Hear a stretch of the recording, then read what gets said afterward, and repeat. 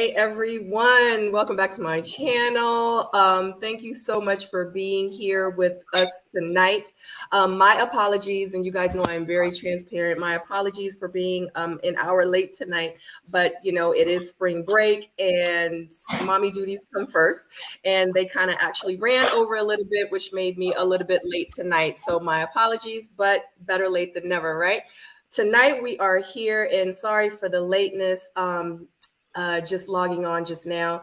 But tonight we are here to discuss Ready to Love episode number 12. And let me tell you something, I literally want to jump right into it. So let's go ahead and begin.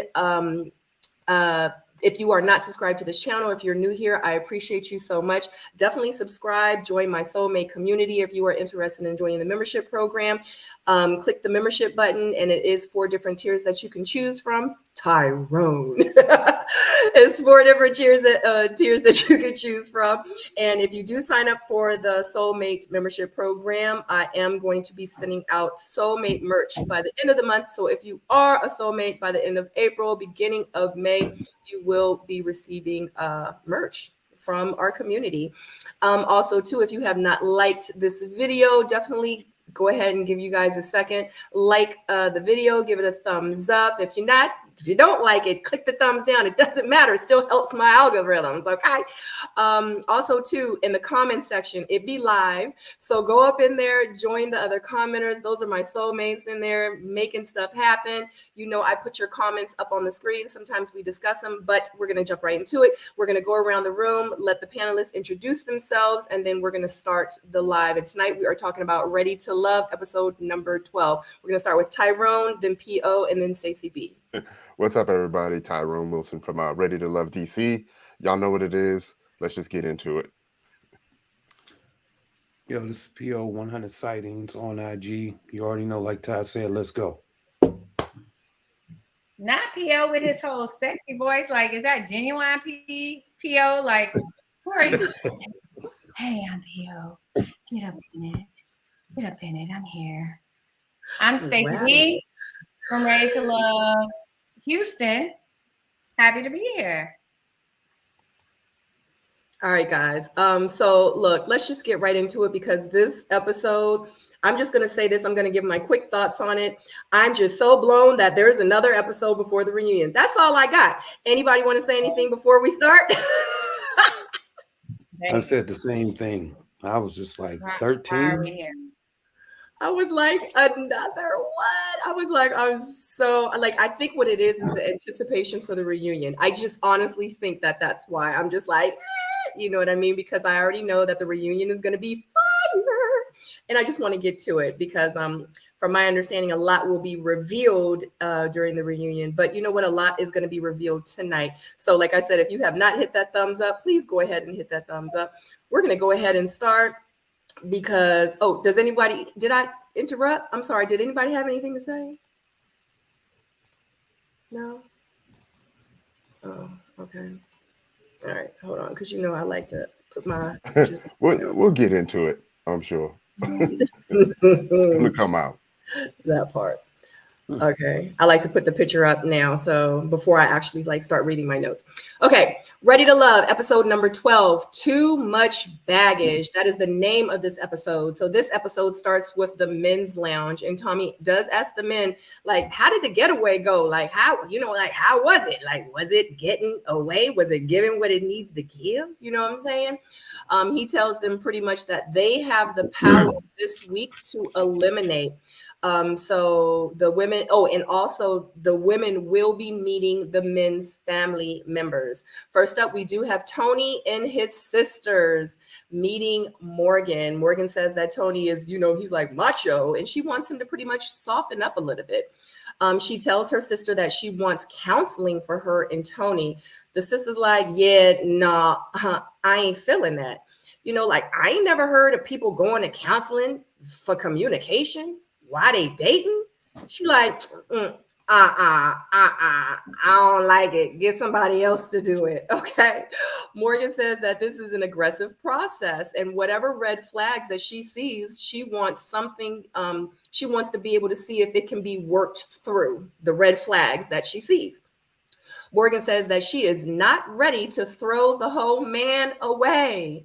His sister says she like, I like her. For you, Tony, I don't know.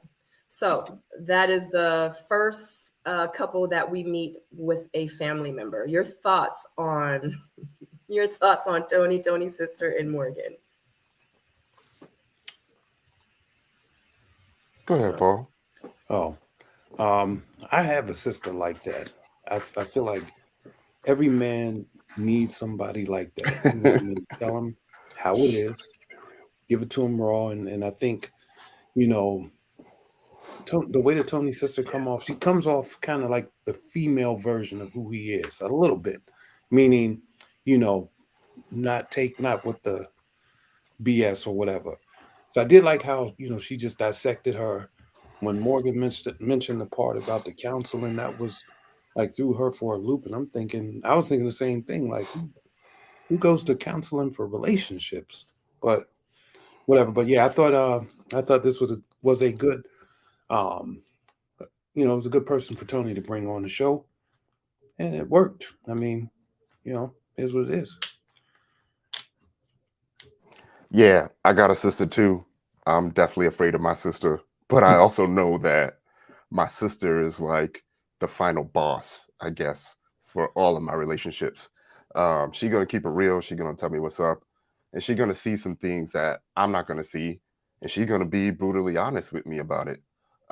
You could see the family members, the friends, they all give the castmates away, especially when they start talking about settling down and being with one person.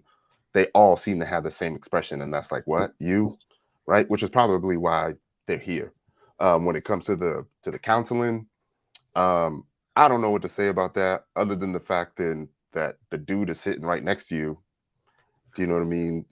talk to him about that, and if they haven't figured that out yet, you know, that may be the red flag, which you already have brought attention to. So yeah, it's not looking good, but we kind of had that feeling anyway. That's all I got for now. So y'all gonna play like y'all all gonna play like y'all didn't hear sis laugh when he was like, "Oh, I think she's the one." We gonna act like we ain't hear him laugh. Like you think she's the 1, the 2, the 3? Who? Let's start here. Much love, much respect to Tony's sister Regina. She was she held him accountable. She held Morgan accountable. Let's talk about how mature Regina is. If you're coming to meet me and you've known my brother, okay, I have a brother and I have a son. So if you've known my son and my brother for 3 or 4 weeks, you're talking about, oh, let's go. We having problems with communication, so we need to go to counseling. I'm gonna look at you like, girl, who am I to go to? You're not even official, and you want to go to counseling?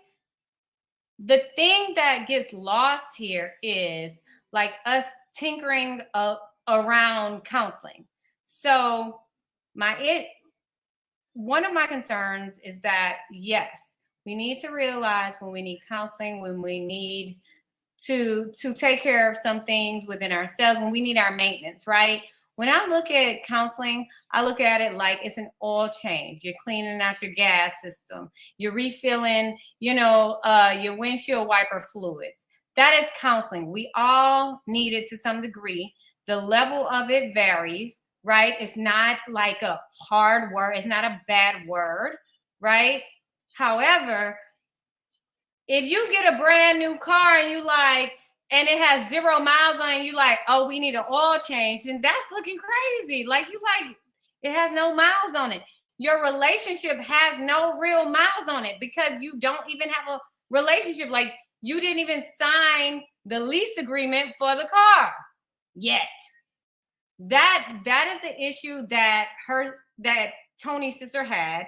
She understandably had it. The most accountable, the most adult person in the room was Sister Regina, because she was looking like, girl, oh, what? Like, what are you talking about? The other thing that the other thing that I wanted to say was that Morgan touched on some things that was like a concern. So she kept calling him a man's man. He's macho. He needs to soften. She also said, this is an aggressive process. So to me, saying it's an aggressive process was like an excuse for her aggression, for how she is, her aggressive nature maybe. The other thing was like saying he's a man's man was an excuse, because what I learned about Tony, and I was really like last week, I went in on Tony. But the one thing I owe him is his brutal honesty. What we learned tonight is that the whole what y'all call it? August Alsina? No. What's the word? Entanglement, but they didn't mention it yet. The whole I'm sorry, I'm not familiar because I don't. But the whole entanglement wasn't really an entanglement. It was a situationship, because he told her from the jump what was going on. So here's the thing I have with us women, right? And I'm sorry, man, I'm going to side with y'all, or I might bring something to the forefront that y'all need right now. Women, we've got to stop asking for brutal honesty from men to throw it in their face. She kept this that he told her from week 2, right? Because he told her a long time ago when old girl got eliminated. He shared that tonight, on this episode, and she kept that and held it in her back pocket to throw it in his face tonight. I think when women, if we require a man to be upfront and honest, we also have to not weaponize his honesty later on. So if he is being vulnerable with us and he's telling us what it is and he's telling us where we are in this relationship, we can't regurgitate it later and use it as a weapon against him, because we asked for that honesty. That's all I'm gonna say. So are we there? Oh, Yeah. I just wanted to say one thing as far as the what was it, the counseling situation. I feel like, if you're talking about counseling in the beginning of a relationship, it's because you already know that the relationship has failed and you're looking for another way to bring it back so that you can manage it, not so much so that you both need counseling. Yeah, it came off as a little bit of a cry for help, without explicitly saying it. It came off as a little bit of a lack of accountability, for herself and her actions in the relationship. And it also felt like a little bit of blame on Tony's fault, as, he's the primary reason why it's not working. I think she said something like she don't know what else to do, or something like that. So that's what it was given to me. I agree with you in that she was already stacking the deck to fall because of Tony. Like, when you say things like that, you're already placing blame. Like, I think we need counseling because he has a problem with communication and he has this situation. Like, when you're already stacking the deck against him, you know what PO just said. It's a fail. And what sorry, you're definitely not Tony. But what are we saying, Tyrone? You're already saying that you're placing blame. So like what you're going through is wrong already. You're already waiting for the carpet to be pulled from underneath you, and you're just stacking the deck so that you don't receive any blame and that you don't have to take any accountability for your participation in this foolery. Let's talk about that. Like, women, we got a lot to say, but we never have anything to say when it comes to us being accountable on our part of the toxicity. That's the bullshit. I got nothing. I mean, y'all pretty much have said everything that I said on Friday night when I did the live watch party. I was like, why am I going to invest all this time and energy into a situationship? Because that's what this is now. It's not a relationship yet. Into a situationship for someone that I see red flags with. So if I'm willing to go to counseling for someone that I see red flags with, that should tell me that if I still want to be in a relationship with this person, maybe I need to go be the one to seek some counseling. Maybe I need to hear, maybe am I that pressed to be with this man that keeps embarrassing me, that keeps doing this? Like, I'm not saying that that's what he's doing. I'm just saying, if you're seeing all these red flags with the person, what is, and so early on, why am I going to invest? Let me tell you something. I am busy. I am a busy person. I refuse to say that I'm going to go do counseling an hour, 2 hours, once, twice a week for somebody that I may not end up with. I damn sure ain't want to have counseling with the dude I was engaged with. I barely wanted to do it with him. So I'm going to do it with somebody that I've only known for 6.5 weeks and 12 hours and 97 minutes. I don't know. Maybe it's just me.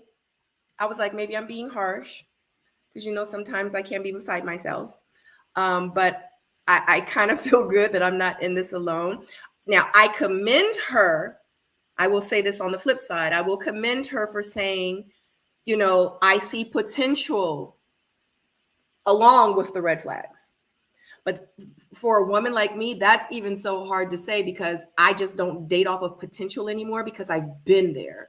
But I'm also 10 years older than her. You know what I'm saying? Like, I used to date for potential. I feel like if I just take some time and be patient, he gonna be the man that I need him to be. I just give him a few more years. I'm gonna put him in counseling. He might, you know what I'm saying? Like, you just can't date off of people's potential. And one thing I also learned, and that was a hard lesson for me to learn, is when a person shows you who they are the first time, believe them. You have to. I've gotten stuck so many times because I didn't believe that one little thing. But anyway, moving forward. Does anyone else have any? Okay. Before you move on, Sabrina, since you are looking gorgeous and everyone has commented on how lovely you're looking tonight, Queen, I'm just going to say I'm like a year or two older than Morgan. And that shit sound crazy to me because Tony is older than us. And you don't put potential gas in a lemon. You take the shit back to the dealership. Potential gas. Have y'all ever heard of potential gas? You're like, oh, we're running on heat. Let me fill it up with some potential gas. No, you go and get some real gas. No, ma'am. No, sirs. No. That is crazy. We don't operate off of potential. We operate off of what is there for us. And in Morgan's defense, there's nothing wrong with, I think sometimes some of us get caught up in wanting the best out of people, wanting to fix them. Maybe we're growing. I don't know what the case is, but it just ain't there. The sister Jackie, Sister Regina laughed when he said, oh, I think I met the one on camera. The one that says it all. Y'all go get y'all some potential gas. All that is there. Y'all still gonna be on empty on side of the street. And I hate it for Morgan because tonight, like, we saw a little bit of her like fighting back against the bullshit. Like, you ain't gonna have me looking crazy. No. Like, we're gonna address this. So I feel like some of her putting him on Front Street was like, all right, look, I tried to let you correct this. I tried to let you work it out. I tried right now. But we still, here we are weeks in and we still at the starting place. The one thing I did not like about it was that you can't always blame the other woman. Natasha is out of the process. She's not in the ladies' lounge. She don't know what's going on. So you can't be mad at her. Who you need to be mad at is Tony. But in the whole triangle here is that what we learned tonight is that Tony has told her what it was from the jump. So I'm at a loss. Yeah. And J Dub actually said it. And honestly, like I said it too, like this is supposed to be the honeymoon phase. Like this is supposed to be where it's like, oh God, I think I'm in love. I know it's been 7 weeks and I know I sound crazy, but I feel like I'm in love.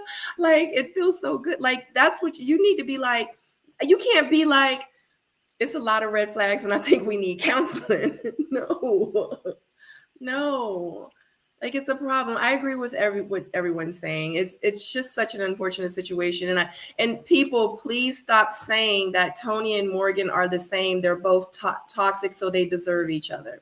Don't say that. Like stop it. Stop it. No, that's not cool. Like because you feel like she's toxic and he's toxic. Oh, that they're perfect. No. Why would I want someone to be like? They both have issues, and they're probably not good for each other. And I hope that they can grow together, but stop saying that they're perfect for each other, guys. Like, let's try to, do better within our community and speak better about each other. Like, you know what I mean? It's making me think how confident they are in themselves, because both of them, in my opinion, need to just walk away. Exactly. And the reason that they won't, or the reason that they can't, makes me feel like maybe there's something that they are both lacking in themselves. Exactly. Which should tell them, because I've been there. I've personally been there, which made me say, you know what? I'm going to take a step back. I'm not going to get into another relationship. I need to go find myself. I need to go heal. Yes, I've been in the last 3 relationships. They've done things to make me end it. But at the end of the day, I'm the common denominator. Like maybe I need to change some things about myself and let me go find myself. But if they're not at a place in their life where they're like, you know what, if they haven't accepted that they might be the problem and they have issues that they need to work on before they get into another relationship, they're going to continue with this cycle. You're going to keep meeting men, and within the first month, you're going to be like, we need counseling. How many other times have you said that you needed counseling with previous relationships that were bad in the beginning? You'd be going to, y'all wouldn't have no money. You'd be in counseling all the time. Like, come on. Like, you're absolutely right, Tyrone. I'm sorry, because this whole episode, I'm sorry, guys. I'm hot a little bit. This whole episode has got me feeling some type of way. I'm sorry. I'm going to let y'all talk. Y'all want to hear like what I really thought? Go back to my live reaction. No, Sabrina, you're absolutely right, because to trivialize counseling, to not actually take it, like approach it with the right intent, it is a waste and a loss. Like, we're not going for ice cream. We're not going to Sonic for a hot dog. That's things you do in 4 weeks. You go to Applebee's. Counseling is not Applebee's. You know what I mean? Like, if you feel like you need counseling after 4 weeks with the person you talking to that's not technically your boyfriend, that has an entanglement, that has all this going on that y'all are trying to figure out with, then perhaps you need to go to whoever you speak to, your therapist, your counselor, your pastor, and the other person needs to go to theirs. And they need to figure out themselves individually before y'all come together and try to say, we need counseling. Because most people need counseling for, like when you're first starting a relationship, the counseling is for like financial fitness, home ownership. Let's talk about real goals and aspirations we need to get to. It's not because it's broken before we've even purchased it. You ain't about to buy no broke bike to try to ride and fall off. Your analogies is off the chain tonight. I just want to say, Stacey V, you are on a roll, girl. Yeah, I'm the one that normally got the analogies. Y'all know I'm in insurance and I got kids, so I know how to take things and break it down. Because, baby, this right here ain't it. Baby, this got my blood pressure up. Let me click off of here. That's how I feel. I feel like I should have got a fan. Oh, Lord, because I'm over here sweating. I'm glad I put some deodorant on. Oh my God. Does anyone have anything else to say. I mean, I feel like we could go on and on about them, but they're the first 20 minutes of our, and this is the very first scene of the episode. Like, we haven't even got into the real good stuff yet. This is actually good, but the real good stuff. So does anybody have anything else? Nah. Okay. Yeah, definitely. Tanya Washington says that counseling is not a part of a dating process. And I agree. I agree. You Yeah, gotta know it's- yourself. Yeah, it's so much Like, more. Oh, I'm sorry, Sabrina. No, you're fine. Go ahead. Oh no, you said it's so much more. Oh, I was just about to say it's so much more that we need to be focused on, like in the beginning of a dating process, and counseling just should not be one of them. It's just my thoughts. Yeah. Right. You should know somebody's middle name first. Just saying. Or at least credit score before you start talking about counseling, because you might go to counseling with somebody with a 400 credit score. Right. Like, you're investing, and that's the point that I was trying to make. Like, you're investing all this time and energy into going counseling, worried about the red flags. Shoot, the red flags that you think are red flags probably ain't even red flags until you really find out what the real red flags are. But you won't give it a chance to just kind of go through, you know. But I don't know. My thing is after like the third, fourth, fifth red flag, I'm like, I'm good. Like, I'm red flagged out at this point, because I know it's a guy over here that I've been talking to that got like 3 green flags. So I'm just, you know, and I know she said like it's something about Tony, like it's hard for her to detach herself from it. But I mean, I don't know. The thing is, it's you're confusing your intimate relationship with him, like a physical relationship with him, for what the actual, your physical connection with him, your physical chemistry with him, for an actual relationship or an actual adult, you know, healthy relationship. And oftentimes, you know, that will confuse us, both men and women, when we interject physicality first. And one thing Tony has been consistent with, like when I was listening to him tonight, and I'm sure we'll get into it when we get later into his conversation, he has led with the physicality. He has led with a physical connection. So when you get caught up in that, you get lost in the sauce. yeah, such an unfortunate situation, because I really think that they could be great in a relationship, but once they get to that place, yeah, you know, I mean, everybody got potential. I don't know, but Morgan's the kind of girl that I just want to stumble upon, like a really good man who shows her like what a good man is, because like her behavior, yes, right, like everything we've seen from Morgan so far has been like and like I just want her to meet somebody to show her like everything that she thought counted or mattered or dictated what a relationship is not what it really is. Like, I want the best for her, and I want her to find a really good and genuine person. I think everybody deserves women and men.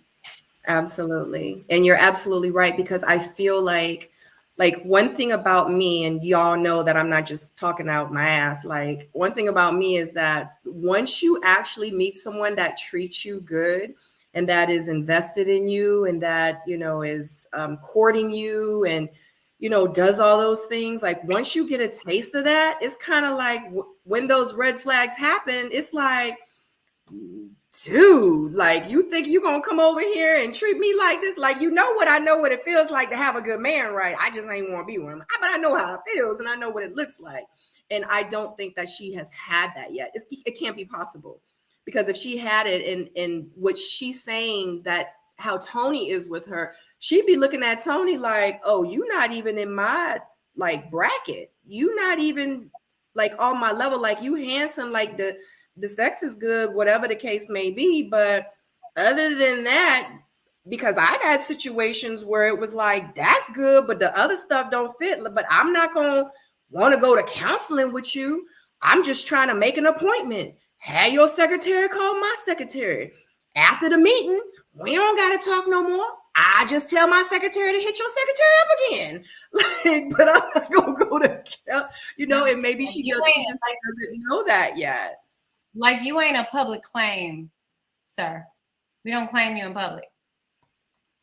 That's for the sneaky link. Like, you can't transition what should be a sneaky link into a whole boyfriend. Yeah. But we're not gonna also right here. sit here. But we're not gonna sit here.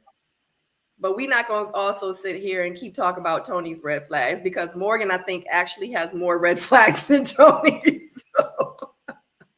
Right. Well, I'm not speaking specifically to Tony. I'm saying their whole toxic ship. This is I wasn't talking about you. I'm sorry, Steve. I wasn't addressing they have you. going on is at an imbalance. Like, no, like, yeah. I'm sorry. I wasn't actually addressing you personally. I was just saying, just like in general, like with the chat, with just like everyone, like just in general, they both definitely have red flags. Okay, guys. Tyrone, PO, do you? Wow. J-Dub is talking about Tony is spiritual and a provider. We ain't talking about providing a D. That's not what we're talking about. Are you taking we're not talking about that.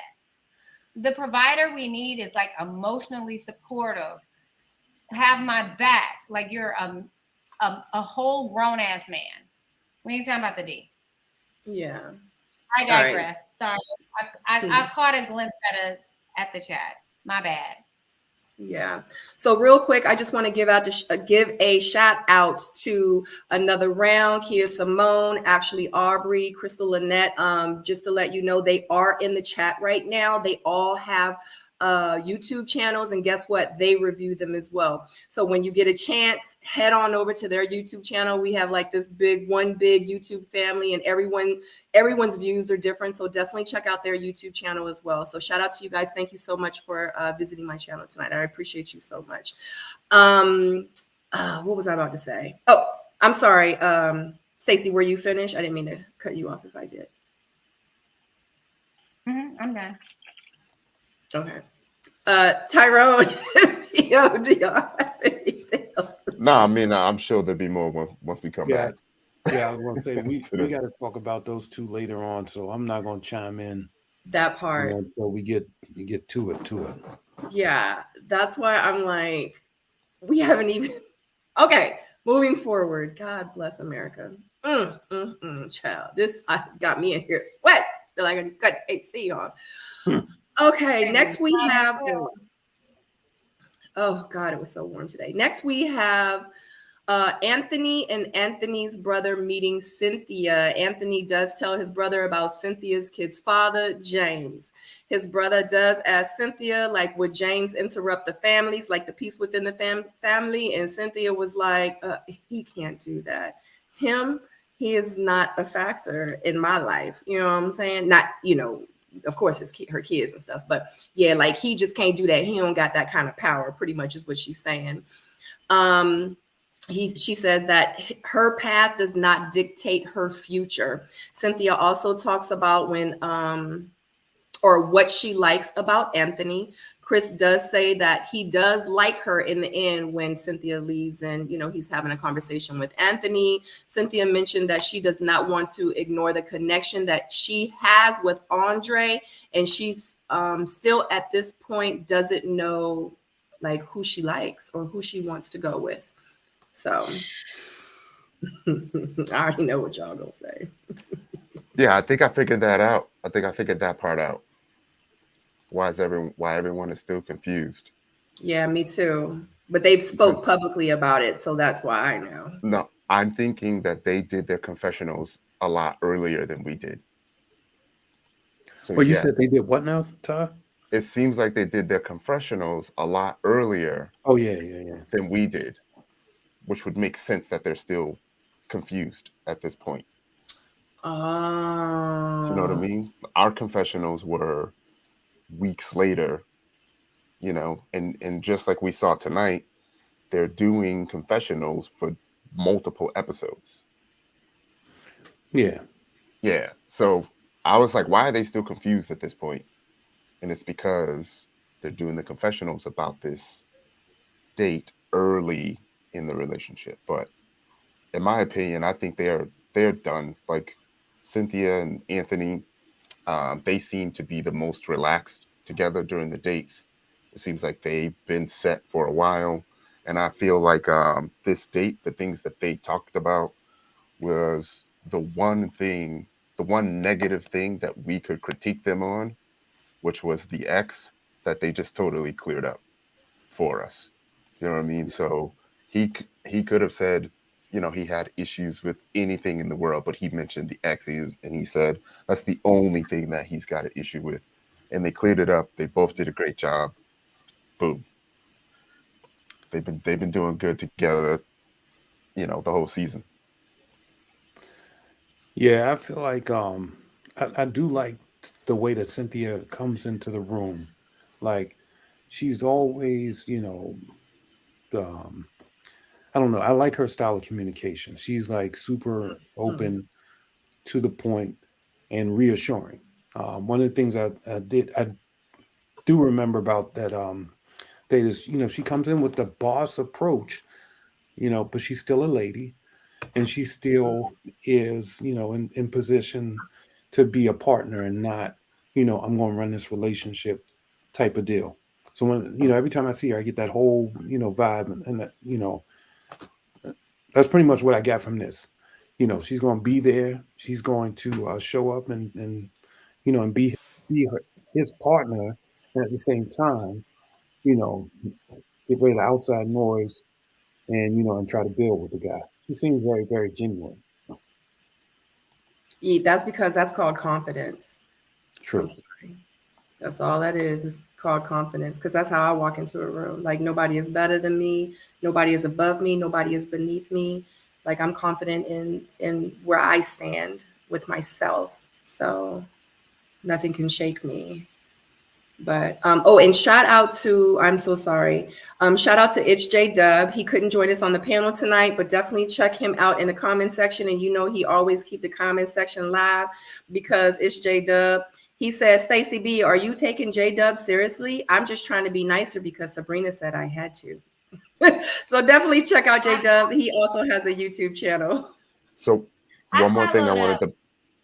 Oh, I followed up with J Dub and told him I knew he was being sarcastic. So I was having like a sarcastic response. Go ahead, Tyler. One thing I wanted to mention, I want to know if y'all caught it, that when she greeted him, she says, hello, husband. Hey, husband. Hello, husband. They're good. They're good. They're all set.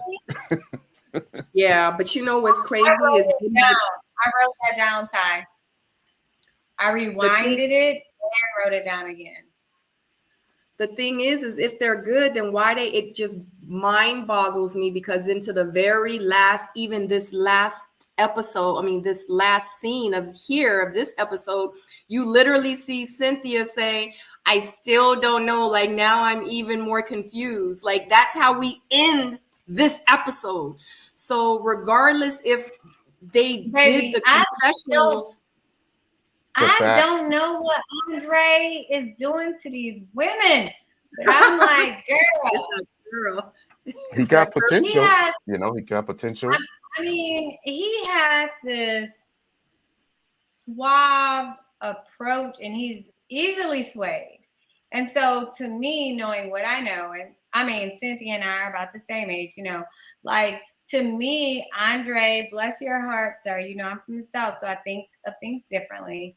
Like when you are so easily moved and swayed by the conversation of, you know, of who you're having it with at that time, that doesn't make me confident as a lover. Because it makes me feel like if you're saying you locked into me and then you see somebody cute and y'all have a decent conversation, for whatever reason, whatever she's saying to you, you're going to be swayed that way as well. Like, I'm not confident in that situation, like that kind of person. Tyrone, what's so funny? No, I mean, I was going to say, like, if he was going to be swayed, then being swayed by Cynthia ain't such a bad thing. You know, 'cause we saw that in the beginning. We thought him and Jeffrey was it, and then Cynthia comes in, and he's smitten by Cynthia, and then I think the third person was Mercedes, which is, you know, I get it, you know, I do.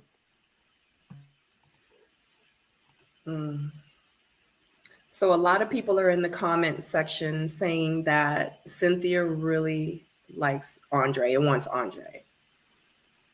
How do you guys feel about that? Because I've been putting the comments on the screen. How do you feel about that? Because there's a lot of people in here saying that Cynthia really wants Andre. How do you guys feel about that? I think sometimes when people are saying that they're just I think they're confused about what they're hearing and what they're seeing.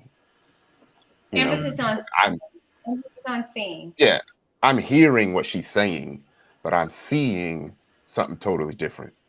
Right. Do you know what I mean? And Like, yeah, go ahead. that's one of the big parts that's not jiving really well. Like Yeah. this whole episode, there's a lot of things that really didn't jive in terms of you have like people even in the Jeffrey situation, but you have like people on here that they're saying one thing and you're feeling like, wait a minute, I thought these two was already locked in. Yep. Where is this extra energy coming from? Right, that part. So they need I think like somehow they've omitted some really good, dates or whatever where these people are connecting and we never get to see it. We just hear about it. I mean, I feel like Andre had potential, but the tone is different about Andre. Like she talks about Andre like as a person that she cares about, but not romantically. You know, it's not, she doesn't really talk about the future when it comes to Andre like she does with Anthony. Well, then my question is, what the hell are you confused about? There has to be But she's something not, here that's she's not. creating that confusion. I mentioned the timing of the confessionals because you can see her looks in the confessionals is her old looks with the, the pulled back ponytail and stuff, and not the new up to date looks. Because the new up to date looks, her dress I got you. I got you. was just about the same dress I got Jeffrey you. had on. So they basically slid in like a confessional from an older thing to kind of match it up with. Yeah. To tell the They story. cut her audio out a lot too. Like they cut her out mid sentence. I know. Yeah. Did I cut you off, Stacey? My bad. No, babe, you're good. Are we done with the Anthony and Cynthia and his brother? Yeah. Yeah.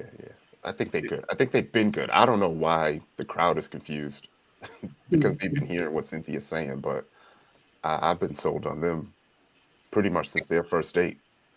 Yeah, I think it's just because of it's the context that she's using with Andre, but her actions with Andre, but her words with Anthony, the some of the like husband, you know what I mean? But then it's like you have her over here with Andre, it's a little bit like it's different. It's not the same energy. The energy she given to Andre ain't the same energy she given to Anthony. Right. Just because she sheds tears with a dude don't mean another dude can't be the one. That's true. Oh Lord, child, I'm over here sweating. I feel like this is like a classic. I feel like I don't know if it's production or if it's just the way the cookie crumbles.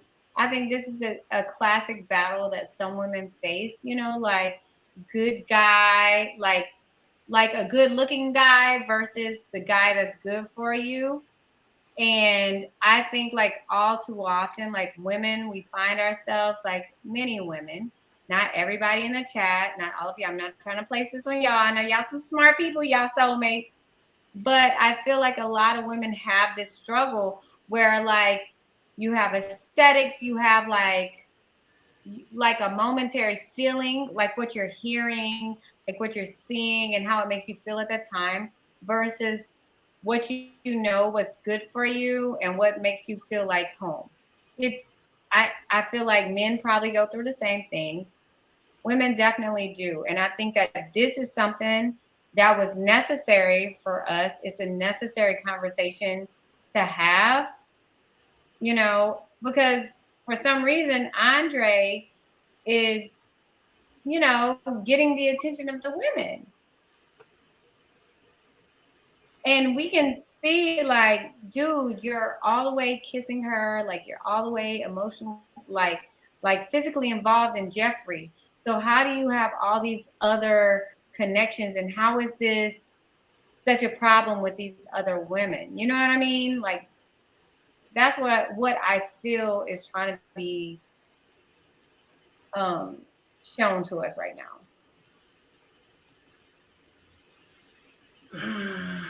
I just don't like that production keeps saying that, or not saying, but making her look like she's still confused.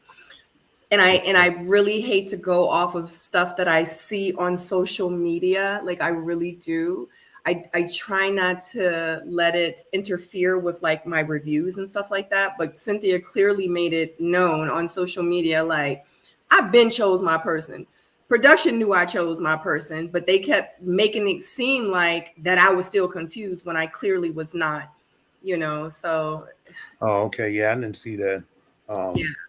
But hey, it is what it is. I commend Cynthia for pulling a PO. Holla. Yeah, like it's a lot of people coming clean and, you know, like explaining a lot of stuff, you know, early. Like I remember during our season, like we were scared. Like they was on us. Like, well, I remember one time I made a post. It was like almost 1 o'clock in the morning, and I put a post up trying to explain like the episode. Literally, I got like an email, a text message, a phone call. I was like, take that down. I was like, oh shit. I was like, they're here. It's to the streets, honey. Production wasn't playing with our season. So yeah, they did that to me. And you know me, I said, oh, really? All right, well, let me do it 2 times. I was live every night talking shit. Yeah, we know. Yeah, we know. We were on some of the lives with you. Every night. Oh my God. Real quick, it is 280 of you in the chat, and that's watching this live. Thank you so much for joining us. If you have not hit that thumbs up, it's only 100 thumbs up and 269 people watching. We would so greatly appreciate it. If you are enjoying the panel, definitely hit the thumbs up. If you are interested in joining the membership, definitely click that membership button and join. There are 4 tiers to choose from. Shout out to Another Round as well. She's putting the links in the bio for you guys to follow the panelists on their social media or on their YouTube page as well. Thank you. Another Round. She gotta get ready to go. Yeah. All right, guys. That's all I have for that. Y'all got anything else? I got nothing. No, because we about to get on Andre again, right? Yep. Yeah. Yeah. We don't know are. that All right. Yeah, we are. All right. Hold on. Let me bring this up. Oh, I don't know why I changed my picture. Oh, Lord have mercy. It is. I'm sorry, guys. Oh my God. I got a lot of notes for this. Guys, please be patient with me. Next, we have Andre and his sister and his niece. Okay. Andre tells them about the 2 women that they will be meeting, Cynthia and Jeffrey. Cynthia enters the scene first, and the sisters get right into it and ask Cynthia, like, how old are you? Like, you know, Andre don't got no kids. Like, how many kids do you have?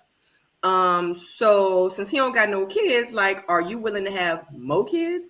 And Cynthia's like, I'll give him 2 kids and a dog, nothing more. I can't do nothing else for him. And the reason that I have the dog is because if he's interested in the 3rd child, that's why the dog is there. So let's go ahead and dive into Cynthia and Andre. And you know what? Let's just get right into, hold on.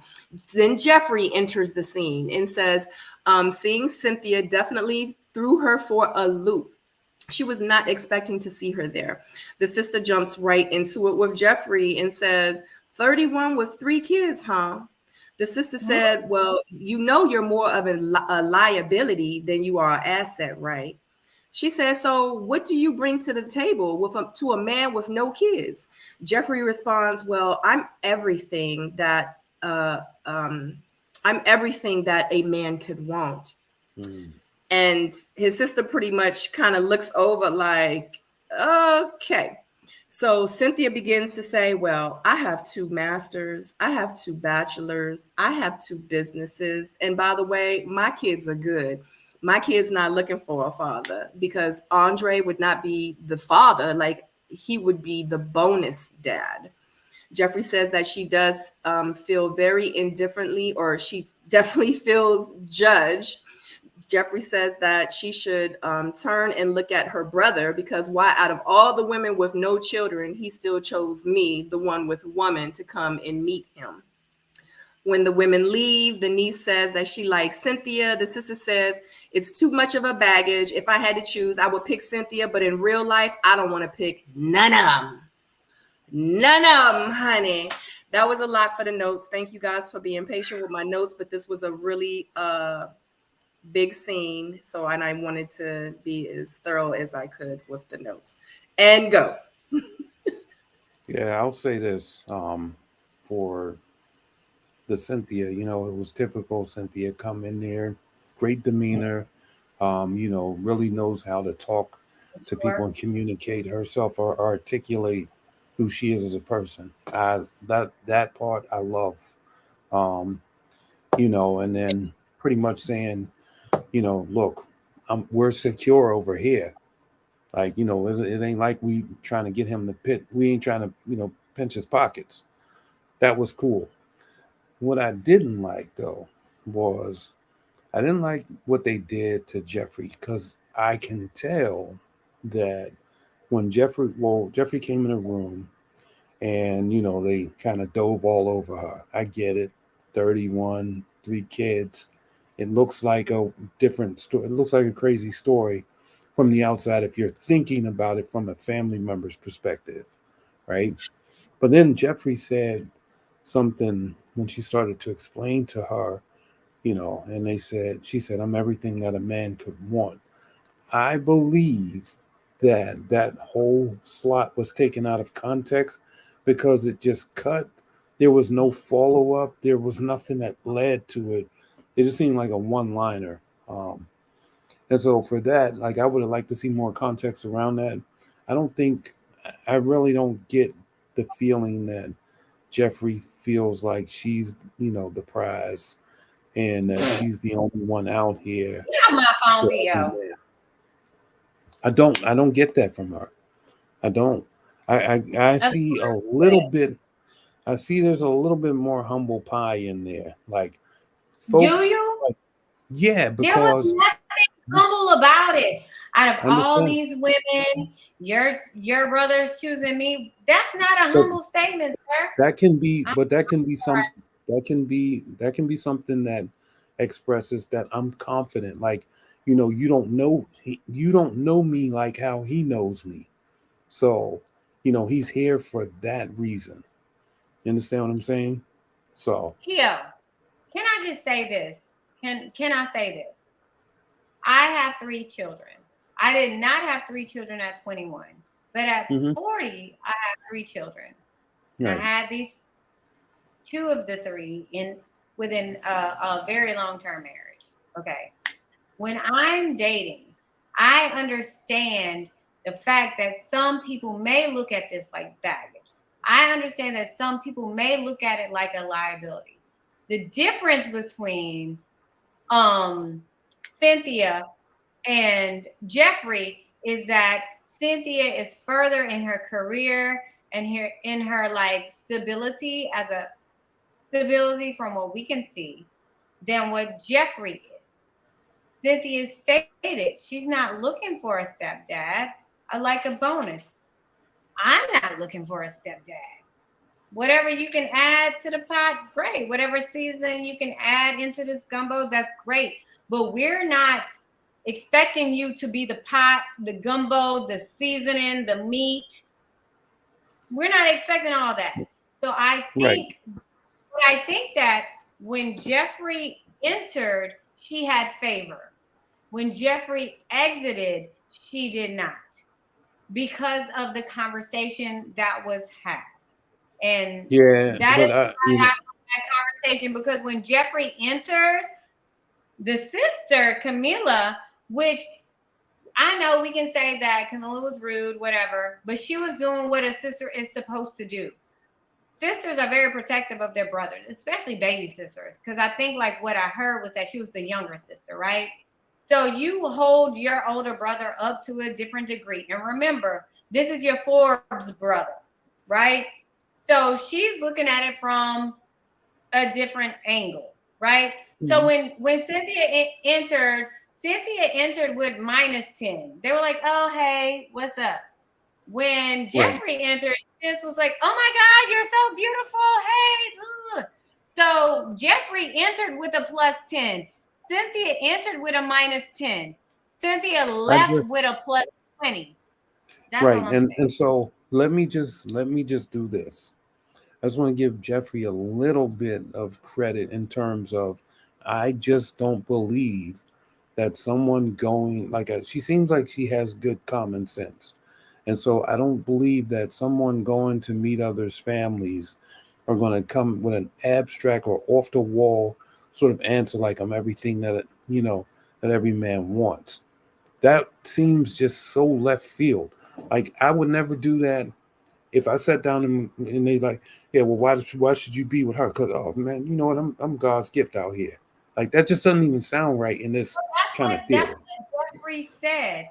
Now, to your defense, to Andre's defense, he did say, this is the calm before the storm, because my sister can be like mad aggressive. Like my sister's very protective. He let us know that his sister can go in. However, what Jeffrey lacked today, like the exact opposite of what you're saying, is humble pie. Like she was not, she told us when she walked in, she wasn't expecting Cynthia. She was expecting this to be a home run. She was expecting like something easy.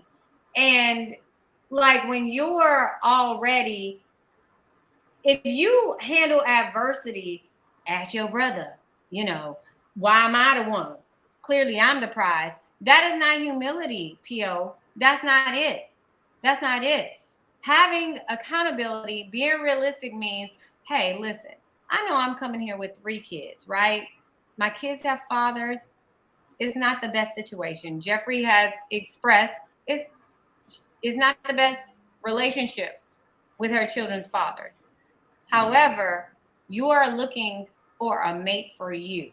You're looking for an addition, somebody that can add to your children's lives, right? You're not looking for a father to your children, because if we, like Jeffrey stated, that's not biblical husband. So if we're going to go to biblical, we know that our children leave their mothers and cling to their wives. So at some point, all of our kids are going to leave us. So when we're as mothers, when we're out here, especially when we're in our 30s and 40s, and we're looking for our partners, we shouldn't be looking for fathers. We shouldn't be, if we're dating, we should already have our kids, have our lives in a system. Because if we don't have our system together and you're looking for a father for your kids, you're right. That's a liability. You know what I mean? I'm in a place where I want to find someone that can be here for me, because at some point my kids are going to leave me, and I want them to live their best lives. I want a partner that can add to their lives, but does not make their lives, right? Yeah, but I didn't hear her say that she was looking for a father. That's why mothers like me, that's why single moms, who have multiple kids, we get a bad rap because of that perception. that we're always looking for a father for our kids. No. And Cynthia was right to distinguish between, I'm not looking for a father for my kids. Now, he's bonus. Yes, I'm looking for a partner. And I think that that's something that Jeffrey needs to lose whatever guilt she has that she's carrying around behind whatever her relationships with her dad, with her children's fathers are. She needs to understand and she needs to accept the fact that she does deserve someone who's there and supportive of her, period. I mean, I look at it this way. There's a two-sided thing to this. When you go and talk to somebody's family, you should feel and you should be proud of who you are and what you represent, as long as, obviously, you're not on the street, smoking dope or something crazy like that. But, in general, you should exude self-esteem, things of that nature. Like I said, if I'm going off of what I saw on TV, yeah, absolutely, I would be appalled, watching that. I don't think that happened like that. And then ultimately, I feel like, this was just one of those moments, an eyebrow raising moment for the show. And they created that to give us this sort of conflict. I'd like to see how this plays out, though, because there's going to be another side to that when it comes to meeting her family or their family. So I'm going to reserve, further commentary on that, until I see, how this plays out on the other side. Real quick, guys, I definitely want to give Dee Dee a shout out for the super chat. I appreciate you so much. Thank you. Thank you for watching and supporting my channel over here and the panelists as well. Also, I want to give a shout out to Kayla.com. I don't know if you guys saw her in the chat, but Kayla.com is Kayla from Ready to Love Miami, the first season.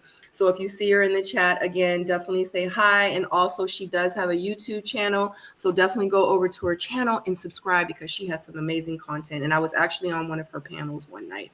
So definitely check out her channel as well. All right, guys. Sorry, I just wanted to do that quick before we got too far away from this. I'm listening. Go ahead. I think that where women, like where Jeffrey made a mistake with the sister was saying that she's everything he needs. You don't know him well enough to know what, like, everything he needs. I think that she probably would have had more of a favorability with the sister if she would have been a little more humble. However, I appreciated the fact that Andre brought his niece, who was just like, this is what it is. And I appreciated that. Like, she wasn't ugly about it. She was just real about it. Like, okay, so what? She has 3 kids, but this is who I see my uncle with. Like, this is the better option. Not that, and I'm not saying it like to favor Cynthia, but I'm saying it to commend Jasmine for her honesty and like for being like non-biased, for actually listening to what people had to say. She's not vested in as much as a sister would be, but she's vested as much as like, I love him and I care for him, and this is who I feel like is a better match for him. So I appreciated having not just a sister, but the niece to balance it. Tyrone. Yeah, so many points I want to touch on. I'm afraid of my sister too. Definitely pay attention to the family's reactions, when the people are talking about what they want, because the family and the friends give them away all the time. So it was pretty clear, that Andre has been in the streets for a while, right? Because they were both shocked about him wanting to settle down, and they both said, like, finally settling down. We mentioned the niece, right? And the niece was the one that really gave him away, because the niece clearly said, you said you didn't want no kids, right? Another thing that I wanted to point out, like, I like the fact that Jeffrey was confident in herself and she doesn't see her kids as a detriment, which she shouldn't, right? And she should be Absolutely. confident in herself. 3, 4, 5 kids. Um, I don't really think that matters when you're dating. I do feel like the sister was at this point is not evaluating Cynthia and Jeffrey for dates, right? Because he said that he wants to settle down. Now, their brains are switched and they are evaluating for a future partner. And my sister, with younger Ty in mind, she would have been like, no, I don't like Cynthia nor Jeffrey for you, younger Ty, because I see a whole lot of potential for my brother. And me as a woman, I'm feeling like, if I had the choice, I would much rather see you start fresh. Not that the kids are a problem, but I would want to see you start fresh. So I could see my sister saying no to both of them as well. But if we had to choose, then I would choose Cynthia. One, I liked her answers. She showed a little bit more humility. But one of the things that I wanted to point out is that I didn't hear the audio, but it seemed like the sister already knew that the father wasn't in their lives, Mhm. which could have, I don't know where that came from, but it could have weighed in, on their decision. Mhm. Um, I have said things similar to what Jeffrey said. Like, and deep down inside, I feel like I'm the shit, but I Mhm. wouldn't say it like that, especially if I'm meeting other people's families. And I have been asked that question, and I would say something like, you know, I feel like the foundation of me is something that any woman would be happy to bring home to their family, right? Mhm. Something like that. Like, I wouldn't be like, yo, ask her, like, I'm already in there, obviously, but it seemed like that came out in the confessionals, right? She didn't really say that at the Mhm. table. But I feel like at that point, Jeffrey's probably tired of having to answer to these questions where she clearly feels like the kids aren't a detriment. I've been a single mom all these years. It's not stopping me from dating. Clearly your brother likes it.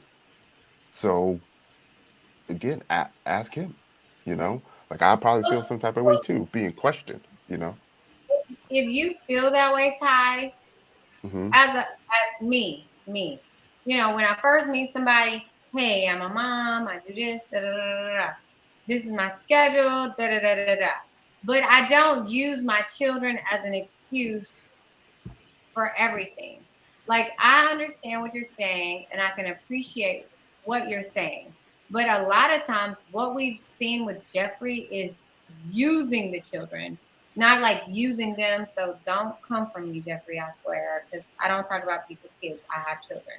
But let's not use the fact that we have children as an excuse for whatever. Like, I just feel like Jeffrey deserves to feel like a woman.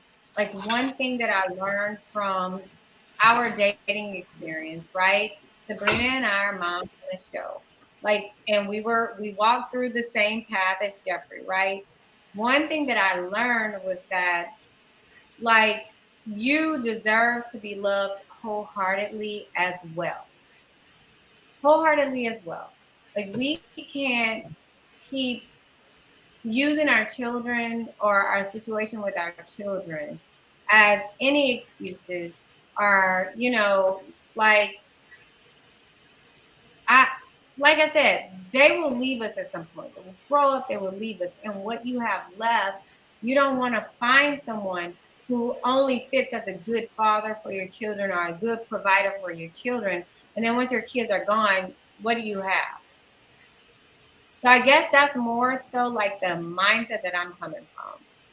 I think that throughout the process, I don't know if it's an excuse or if it's guilt or whatever Jeffrey's going through. I don't know her. I've never had a conversation with. I don't know. But I feel like She deserves to be loved as herself. All mothers deserve to be nourished and loved as a woman as well, and not just as a mother. That's all I'm saying. And I understand that her children are young. And I understand that, whatever man you meet will have to be in the lives of you and younger children. I totally get it. I understand that. However, to go into this process and presume that when you meet people's families, like one thing that we're missing from this season, like what the other seasons had, several people had their actual parents here. I think that parents present would have been way more raw than what their siblings are, way more direct, way more brutal than what we saw here with our siblings. And we know that. Agreed. Yeah. I mean, their sisters, their nieces, their family members, they're gonna, like someone said, they're gonna say the things that we, are scared to say. You know what I mean? I said in my live that I did on Friday, at the end of the day, like if I had to choose, this is who I would choose. But at the, like, when it boils down to it, as his sister, who is best fit for him? Neither one of them. Period. No, because he's 40. He's 40, and your sister is looking at you like kids. By 40, you either know if you want kids or not. Yeah. By 40, you need to understand that by the time you're 40, people are going to either have kids, have exes. At 40, if you're single and you're dating, what people qualify as baggage, your potential interest is going to have this quote unquote baggage. So regardless of if it's an ex, because like what we saw, and we haven't gotten there yet, but in Mark Anthony's, when his friend was there, they were like, have you been married? Do you have any exes? Have you been engaged? All of this is like to people who's never been there, or to their loved ones, that's seen as some type of baggage. Like, so like for us to act like we don't have baggage, like what people will perceive as baggage. I don't think children are baggage. I don't think having kids are a problem. But I think that like at 40, your expectations should be more realistic. If you're going to date, if you're single at 40, your expectations should be adjusted. If you're 30 and dating, if you're Mercedes and Mark Anthony, your expectations are different than if you're Andre dating. You know what I mean? Those are two different. Yeah. And FYI, I want to say this, and I don't know if, I mean, I know people have mentioned it, but at the end of the day, like it did bother me when the sister said that her kids were liabilities. I mean, yeah, and not assets. Because my thing is, so say for instance, me being a single mom, full-time single mom, and I only have one kid, does that make my daughter a liability? Like how many do I gotta have for my kid to be a liability, or my kids to be a liability? You know what I'm saying? So, I don't know. It just didn't sit well with me when she did say that, because my thing is what if I make $1.3 million a year and I got 3 kids and I'm a single mom? Are they still a liability? Right? It's not a liability then. It should be That's my point. Like I was an expectation.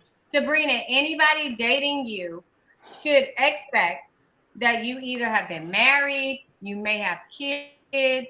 Like when I approach it, like when I'm dating older, I understand somebody may have been married, somebody may have kids. Hell, somebody might have kids damn near my age. Hell, like let's be real about stuff. But to qualified people, like old people, individual little babies as liabilities. That's inappropriate. That's inappropriate. Yeah. Yeah, I agree. Because them kids' names was Paris, Prince, and Blanket. Exactly. You wouldn't qualify them as a liability. You It'd be a totally different story. As an investment. You'd be like, look, get your shit together. This is an investment now. Get it together. This is an investment. Sure. I just, that's just like when people ask me, like when I was on the show, they was like, and they didn't show this part, but they were like, you want kids? I was like, no, I don't want to have no more kids. But if I can sit on my ass all day and sit in the bed and eat ice cream and I don't got to do nothing and you going to take care of all the bills and, make sure everything is good just in case if I have complications, like you going to make sure home is good. Like if you going to make sure everything is good and I'm good and Sador good and the family good and we good, I'll pop a baby out for you. You know what I'm saying? Make sure I get a push gift, like that's just all I'm saying. I'll push a baby out, like just make it make sense. I'm not gonna just be popping no babies out, so but they didn't show that part and the explanation why I said, that I didn't want no more kids. I still had like, a couple eggs left in me. At this point now, I'm good. I can get my own push gift and I don't gotta push nothing out. You could just be a gift. I'm sorry, guys. Anyway, go ahead. I'm sorry. I just had to say that part. What was we talking about? Next scene. Oh. Yeah, I think we're good. Are we good? Are we good, guys? Are we done with this scene? Yeah, we're good. Yeah, I think so. Okay. All right. Moving forward. Child, honey, child. Lord have mercy. It was a whole lot. This was a whole lot. Okay. All right. And sorry about my pictures, guys, because in real life, when I was taking these pictures, I took Sador swimming. I was in this little cubby hole trying to take these pictures, and some of them did not come out that great. But next scene, we do have Tony and Morgan. They are meeting up, and she states that Tony recently put her in a very compromising situation with another woman. He brings up the meeting that they had with his sister, and he talks about how the sister was like, y'all want counseling, and pretty much she then Morgan then tells Tony that she has some current concerns about moving forward. Morgan brings up the entanglement with Natasha. Tony says that things happened between him and Natasha, yes, but it was in the very beginning. It was in the very, very beginning before him and Morgan got serious. So Morgan says that, you reached for the lowest hanging fruit that went home the very first night. She says that she decided to bring it up now because, like she's looking at his actions and he's taking it very lightly. Like he just like blowing stuff off. And she like, oh, you want to blow stuff off? Well, guess what? I'm about to talk about this situation here on screen with the cameras in our face. She says, like, where are your standards? She wants to know, is he concerned with who he puts his penis in? He says, what happened with him and Natasha, like, it wasn't like that. Like, you making this more than what it is. He's like, I thought we got past this. He says that he is not going to allow Morgan to sit there and degrade Natasha, though. He says that he makes mistakes and he told her because he respects her, Morgan, and wanted to tell her instead of her hearing it from someone else. So this is going to be a lot. Okay, so I'll say this. Like in this particular episode, I'll just start off and say that Tony in this episode earned my respect, right? Because what I did like was he said, look, I'm not going to let you tear this woman down. He didn't have any, real stake in the game to have to do that, based off of the entanglement, it happened. He got his or whatever, right? And, he could have bounced out and been like, okay, I did my thing. Yeah, baby. Yeah. She ain't about nothing. Yeah. He didn't do that. So it does say something about him in terms of, you know, I, I'll say this. I see that protector side that, I'm hearing about in this moment because he protected Natasha. He said, yo, I get it. You're mad, but I'm not going to let you, tear this woman down or whatever, like she ain't about nothing. And so that situation right there should have been probably, the I don't know. I mean, there's so many red flags out here, but this would have told me to leave Morgan alone on two things. Number one, we already had this conversation, so now you want to try to drag me and this other person that was involved and bring it to national TV because you can't get over this, right? And you don't have the wherewithal to walk away from me or the situation because you're not happy with the way that this is, panning out. So that's one of it. Second part is, why are you sitting here tearing down this other lady, right? Because I don't know, you feel like she stole from you or whatever. You had the opportunity to leave right then and there.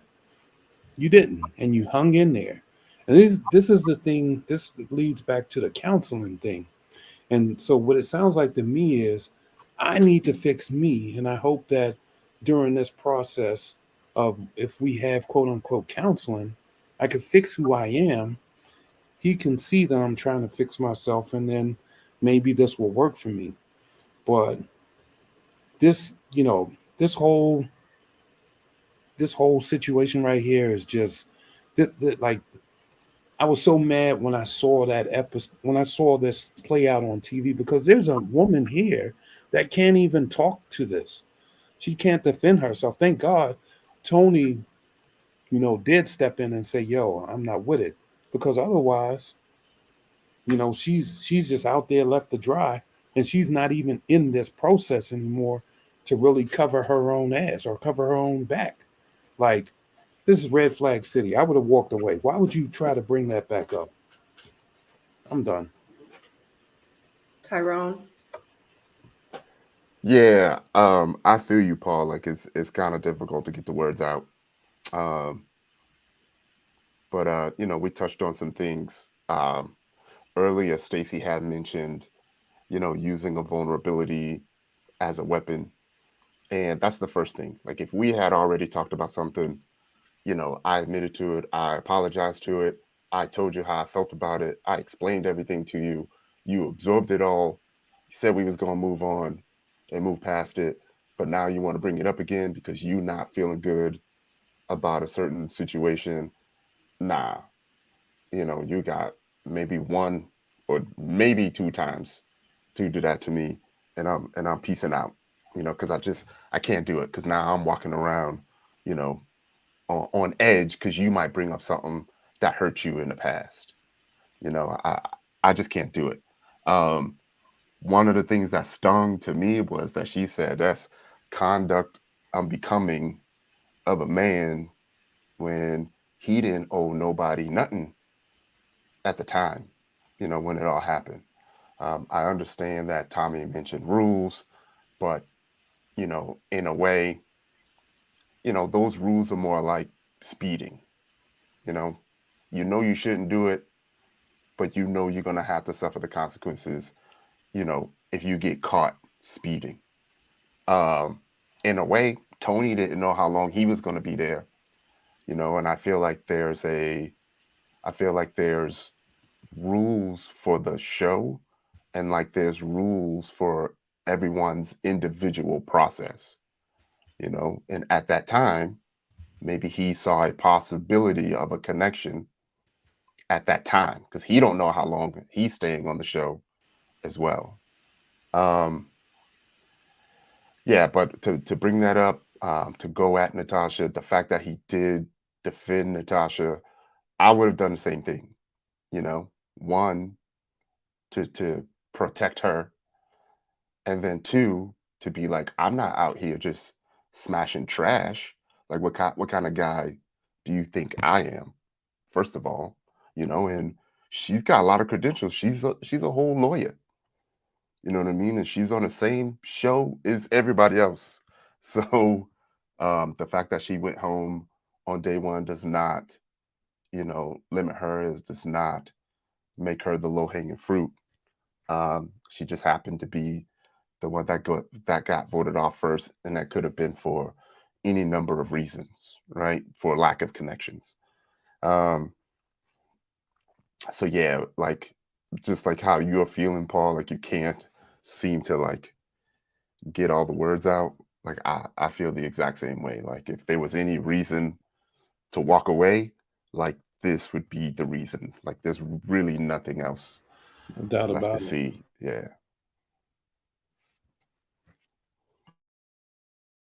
Stacy?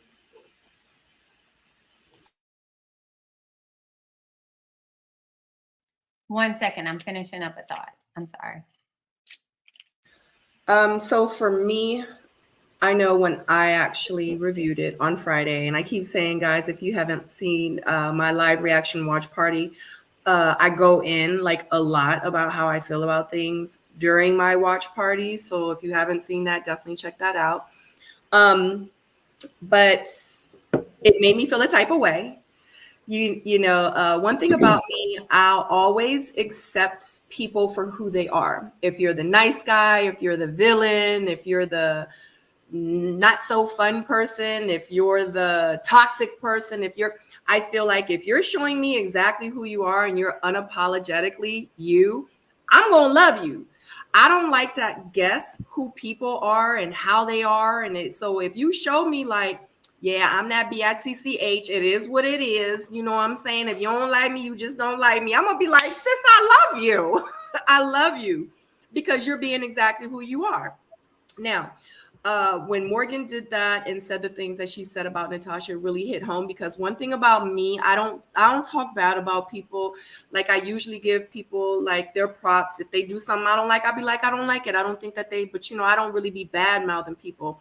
But when she said and did the things that she said about Natasha, it just really rubbed me the wrong way. And I just was like, at that point, that was like my point where I was like, sis, like, y'all know I'm a girl's girl. Like I try to uplift, empower, and, speak positivity, even when it's like not that great. Like I just be like, oh, why she do that? Like I wish she wouldn't have did that. But it's just like, tag, like, like I was kind of, I knew like the Nair thing kind of rubbed me the wrong way with Morgan. And I was just like, dang, sis, she's a beast. Like she don't care. You know what I'm saying? But like this just kind of hit me home. And I just was like, dang, like, why did she do that? Because at the end of the day, Natasha didn't do nothing to her. Absolutely nothing to her. Not even there to talk on her own behalf. Nope. And I'm sorry, I was like finishing up comments in the chat. However, I wrote this down. I do not like Morgan calling Natasha low-hanging fruit because she was eliminated at the mixer. We know that it's a lot that goes into the mixer. It's our first time being on TV. It's our first time with all these cameras around. And what we've seen historically was that sometimes attorneys are some of the first to go because they're very 100. But what we've also seen was they're the first ones to get the call backs, right? They're the main interest. I think like we go wrong as women when we don't hold men accountable to what our understanding and agreements are with them, and we hold the women who have no clue what's going on with us, we're mad at them. There's no way in hell Natasha is low-hanging fruit. And what's crazy is that, like, literally, Ty, Keo, Sabrina, if y'all go back to some of my other, your previous panels, and I'm like, bring Natasha back, because I feel like she has something to offer. How many times have I said that? And now, several episodes in, we're finding out Natasha never left because what? She had something to offer. Other than physicality, because you know, you have to be interested in whatever. I appreciated. It's not a lot that I could appreciate Tony for. I'm so sorry, Tony. I don't know you, and I may have it all wrong. But I appreciate that you stood up for her and was like, no, I don't want you to dog her, to badmouth her, to do all this. Like, that's not fair because one, she's not even here to defend herself. Two, we're not even hearing what he's been telling her. We don't even know what she knows, what she understands is going on. Like, in my season, you know, there were some ladies that was eliminated on the first at the mixer and the brunch, right? And they had no idea what we were doing. They had no information. They had no anything. Because with us, many of us did not know each other. On my season, many of us didn't know each other. So we didn't have like an internal path of information, right? We didn't have that sharing. So I feel like it was unfair to label Natasha this way. This lady is an attorney. She's one of the, I mean, like Black women attorneys. It may seem common to us, but like in the grand scheme of things, this is like, wow, this is an accomplishment for her. Like, she is a boss lady. She's doing her thing. You cannot blame solely her for the entanglement. Tony has responsibility here. But what we learned, and I said it earlier tonight, was that Tony expressed the fact that he was dealing with her, with you. Mm-hmm.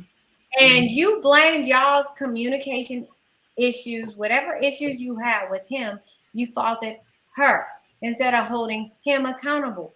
Like, you can't always blame somebody else for your partner's flaws at all. Like, unfortunately, Natasha was a scapegoat here. And I hate it for her because she couldn't speak for herself. She's not here, which is what Tommy was saying, right? And we don't have the big picture right now. So I think that was unfair. I think that if you just would have said what you had to say, that was fine.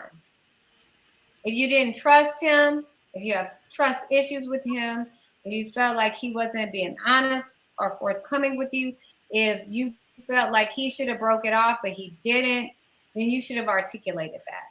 But one thing I've been consistent with, and one thing Sabrina's been consistent with, is let's not drag other women.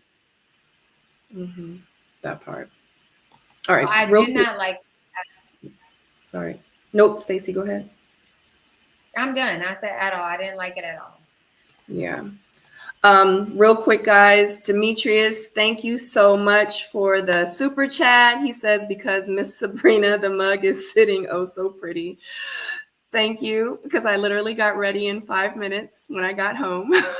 So this was a rush job. So I appreciate all the love tonight. I really, really, truly do. You guys really don't understand. I appreciate it.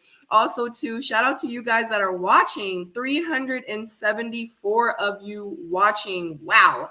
Thank you so much for being here. But it's only 141 thumbs up. If you, we're just going to take a pause for the cause. If you could click that thumbs up, if you are enjoying the panel, I would so greatly appreciate it. Thank you for all the support.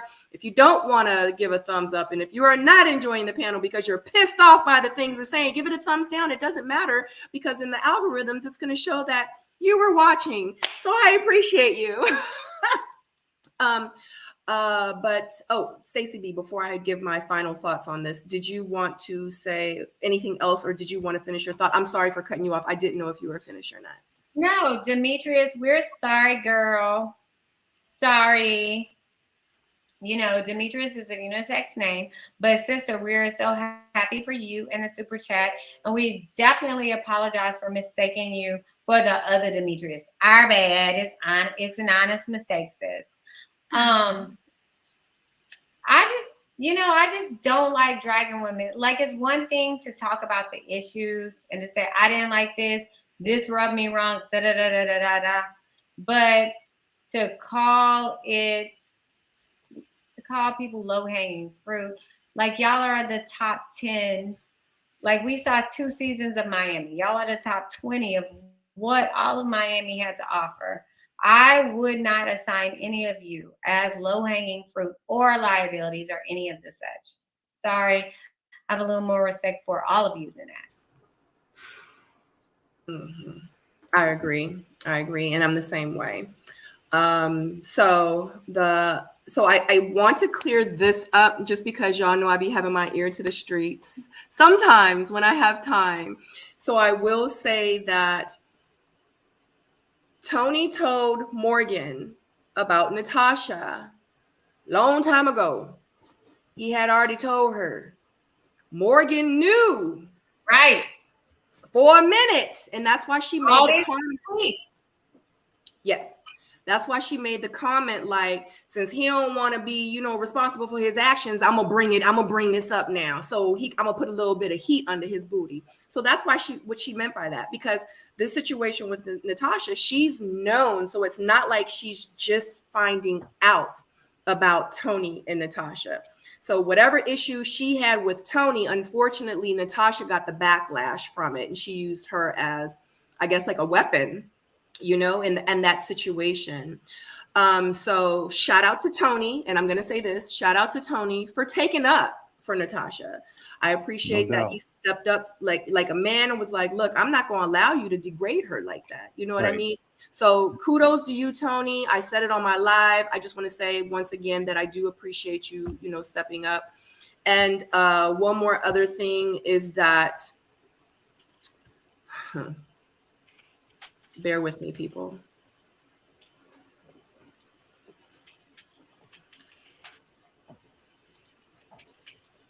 One thing about me is, oh, you can see backstage. I can see it. Yeah, I feel like the chat about to go ham. Let's go. So one thing about me is I am huge with accountability. I have ended a lot of situationships because people did not want to take accountability. Because one thing about me is when I'm wrong, I'm going to say I'm wrong, and it is what it is. Like one thing I know is being humble, putting my ego and my pride to the side. When I mentioned that I didn't appreciate what Morgan did, I was like, dang, sis, you know what I mean? It didn't mean that I didn't love her any more than I do, because I think she's amazing. I think she's gorgeous, and I'm gonna always give her flowers. But I do want to say this, and I'm going to put this on the screen, and I appreciate Morgan for doing this. And normally I don't do this, guys. I do not do this. But I feel like that because she took accountability and she did make this post, I'm gonna give her a shout out, just like I'm giving Tony one for doing his part. I'm gonna give her one. If you are not following Morgan on Instagram, definitely go start following her on her Instagram. Her Instagram is Let Her Be Morgan, and I'm gonna put my glasses on for this. This is her last post from what I saw. Excuse me. And this post, you cannot comment on this post. And she does say, the way that I spoke about another woman on national TV was uncalled for, distasteful, and unacceptable. And quite frankly, I'm ashamed. I allowed this show, this process, the people, my emotions, all the factors get in the way of the person I know myself to be. I don't know who that woman on your TV screen was on Friday, but I assure you that wasn't me. Natasha, I can only imagine what my harsh words may have done to you. For that, I am truly sorry. You didn't deserve that from me. In due time, you'll discover that I have paid for my karma and that I am taking necessary steps to ensure this will never happen again. God, I am so sorry. Please forgive me. I know I look nothing like the woman of God you've called me to be. I promise to get back in my closet and try again. Natasha, I am truly sorry for the hurt and pain that I have caused you. I pray that one day you can find it in your heart to forgive me. Now, you guys know one thing about me, I love positivity. I can't stress it enough. You know the type of person that I am. I show up exactly who I am every time, and I've been doing it the last few years. Now, if it's some positive shit, I'm going to put it up and we going to talk about it. And I just want to say kudos to you, Morgan. Yeah. I love you, Morgan, for this. You are a woman's woman. Thank you so much for doing this. And I'm pretty sure it's a lot of other people that appreciate this. Like I said, if you look towards the bottom, you cannot comment on this. And she tags the Lit Lawyer, which is Natasha's Instagram. You guys want, go over there, follow them. But the fact that she even tagged her on this and made this public, I just want to say I appreciate you and thank you for that. Like, you have shown a lot of people that you can turn things around and just do the right thing. That's all I got to say. I'm not going to keep talking about it. I do want to comment on that. And I will say this, like seeing this come from Morgan, it catches me way off guard. Yeah. And I say this not because I know who Morgan is personally. I don't know anything about this lady, other than what I see on television, just like you guys, right? And so when I see, all of this stuff behind the scenes, and then I see what you just posted, that shows me that, she does have, she does take accountability for, who she is and what she's done, which I respect that 100%. And I know personally how the show can isolate certain incidents. And one thing that you say that's not kosher gets magnified 1,000 times because they build it up into a moment. So I guess we've been seeing those, throughout these last couple of episodes. I'll say this, for that, I say, keep doing what you're doing. You know, talk to the people that you need to talk to, the folks in your corner, you know what I mean? And, just keep doing your self-check-in and your self-inventory. And I know from personal experience that this whole process can bring you down. Watching what the people say in the comments can really get to you. So, you know, yeah, people may seem to be judgmental and all of that stuff, but keep your head up and keep doing the right thing. Like this, that's what this whole process is all about. Is not just finding your person. If you don't find that person, it's also about learning about who you are and finding things out about yourself so that you can improve your dating experience going on or going forward in life. And so it seems like she's taking those steps now. I appreciate that. That's it. Real quick too. I noticed somebody put in the chat that Natasha did an interview and she did give a little bit of insight about the entanglement that she had with Tony. And you can actually watch that video over on Kamisha Review's channel. And she's on YouTube as well. And I know y'all know Kamisha, so definitely go check out that video if you want to hear Natasha's side. Tyrone, what do you have? Wait, before Tyrone, can I say something before you say it? Yes. So before, I've been in the chat, so I'm in the chat. So I just want to say, like, whatever panels I'm on, I represent my own opinion.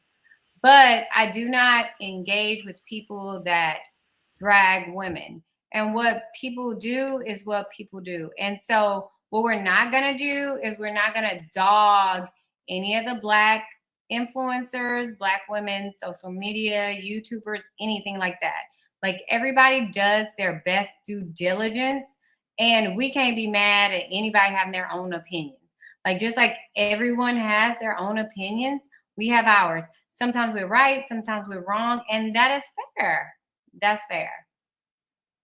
We're all watching the same TV show, and we will all perceive things however we receive it.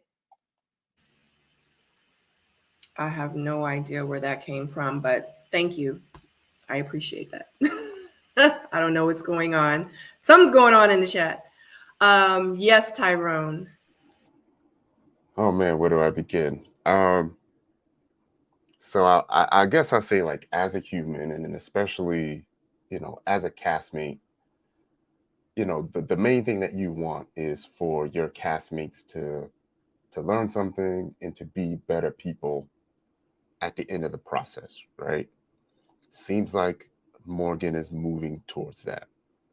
I can relate. I was personally in a situation that got out of hand. It's not similar to this, but the other person did create a post of support for me because they knew that I was going through a lot of backlash, right?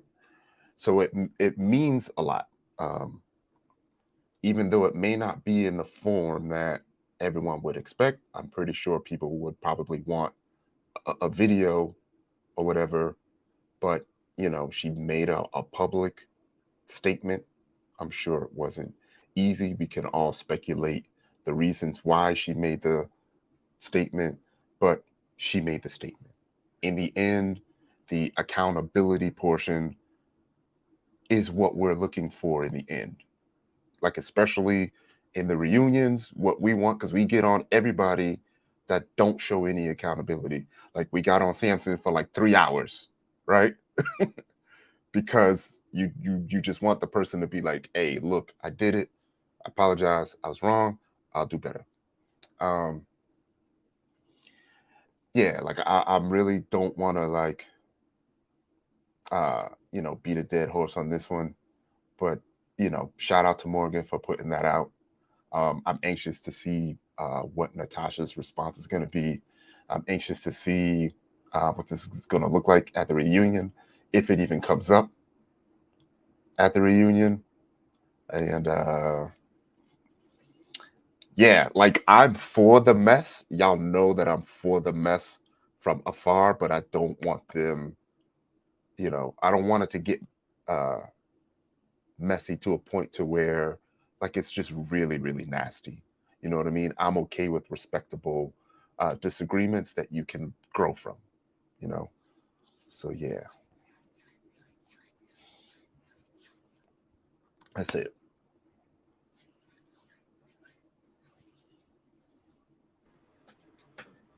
I was on mute. Oh. P.O., do you have anything else? No, I'm good. Stacy, do you have anything else? No, I'm good, boo. Okay. All right, guys. That's how I feel like that too. Because at the end of the day, a lot of people are like, you know, is she apologizing because of the backlash that she got? Yeah, like a lot of people was not equipped for reality TV.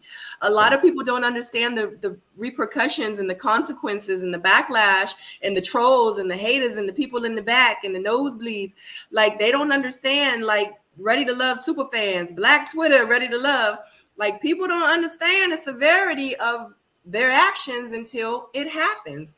No doubt. Period. And it's just what it is. You know what I mean? They didn't know that it's bloggers really out here doing interviews and reviewing the show that they're on, saying the stuff. They don't understand. They don't know that it's 392 people right now watching this. And then it's, you know, 20% of the people that are not Morgan fans that's going to speak their mind because they're not on TV. They don't even barely got a face with their comment. They can say what they want. They can do what they want. And they don't understand the severity of their actions until absolutely it happens. But the fact that Tyrone said, the fact that it doesn't matter when it comes, the fact that you apologize to me is damn. Like it had to get to this point. Maybe she's watching herself back after 12 episodes and she says, I'm really a effed up person. I really said this. I really did that. You know what? I probably need to go soul search. Everything happens for a reason in your life. So maybe she needed to see herself, have that mirror reflecting in her, and she had to go on this show for it to happen because she was going downhill in her life. And she didn't know how to fix it. So God places you sometimes in positions, the universe like, oh, you don't get it? Well, guess what? I'm about to show you. I'm about to give you that piece of humble pie that you've been needing for a very long time. So that part, Sabrina, everything you're saying. Sometimes what we view as, oh, an apology because of the backlash is actually a reality check. Like, oh my gosh, I don't know I came off that way. Oh my gosh, I didn't even realize like this is like the energy I'm giving or this is what I'm saying. So sometimes like we got to be happy that we have people like you guys as soulmates and everybody else that brings our attention to this and how it might make somebody feel. So I don't know, like, you know, people are kind of divided in your chat, Sabrina, about whether it's authentic or not. But what we can say is that rarely has there been such a public apology. Morgan is one of the first to issue a public apology for their behavior in writing. So let's give her this grace. Let's give her this credit. You know what I mean? Because regardless of like what you perceive as genuine or not, or she's saying it because of backlash, but regardless of what the intentions are, what her intentions were, the message is clear. Natasha did not deserve that, and I'm gonna clear the air. So, I mean, we can appreciate what Morgan did in this moment. And I'm happy to see it, because y'all know 5 minutes ago, I was like, oh my God, I can't believe Morgan was saying that. Like, how could you drag somebody? And then y'all brought my attention. Like, you know, I'm not on social media like that. I'm not following everybody, and I'm not keeping up with this. So the fact that Sabrina let it be known that Morgan made this statement, she humbled herself. She didn't have to do all that. That wasn't like a sentence, what Sabrina put up here. So, I mean, like, we got to give Morgan a little credit, regardless of what her intentions were. In her heart, what was done for public was much more than whatever we all think it was. You know what I mean? So we just got to give her that. Yeah, agreed.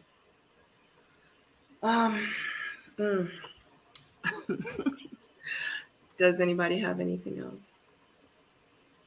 No, we on page 3 though, girl, because my notes are deep. Yeah. We only on page 3, Sabrina.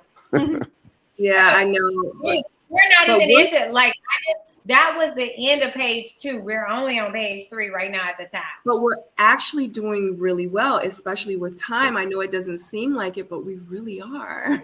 So yeah, I'm wondering if the timing of the reunion and the timing of the confessionals were by design, by production this time around, because it just seems a lot different, you know, and it seems like, you know, they're able to create drama without really trying, you know. yeah, the timeline that we're used to, it's not what it's throwing me off a little bit, because I'm like, wait a minute.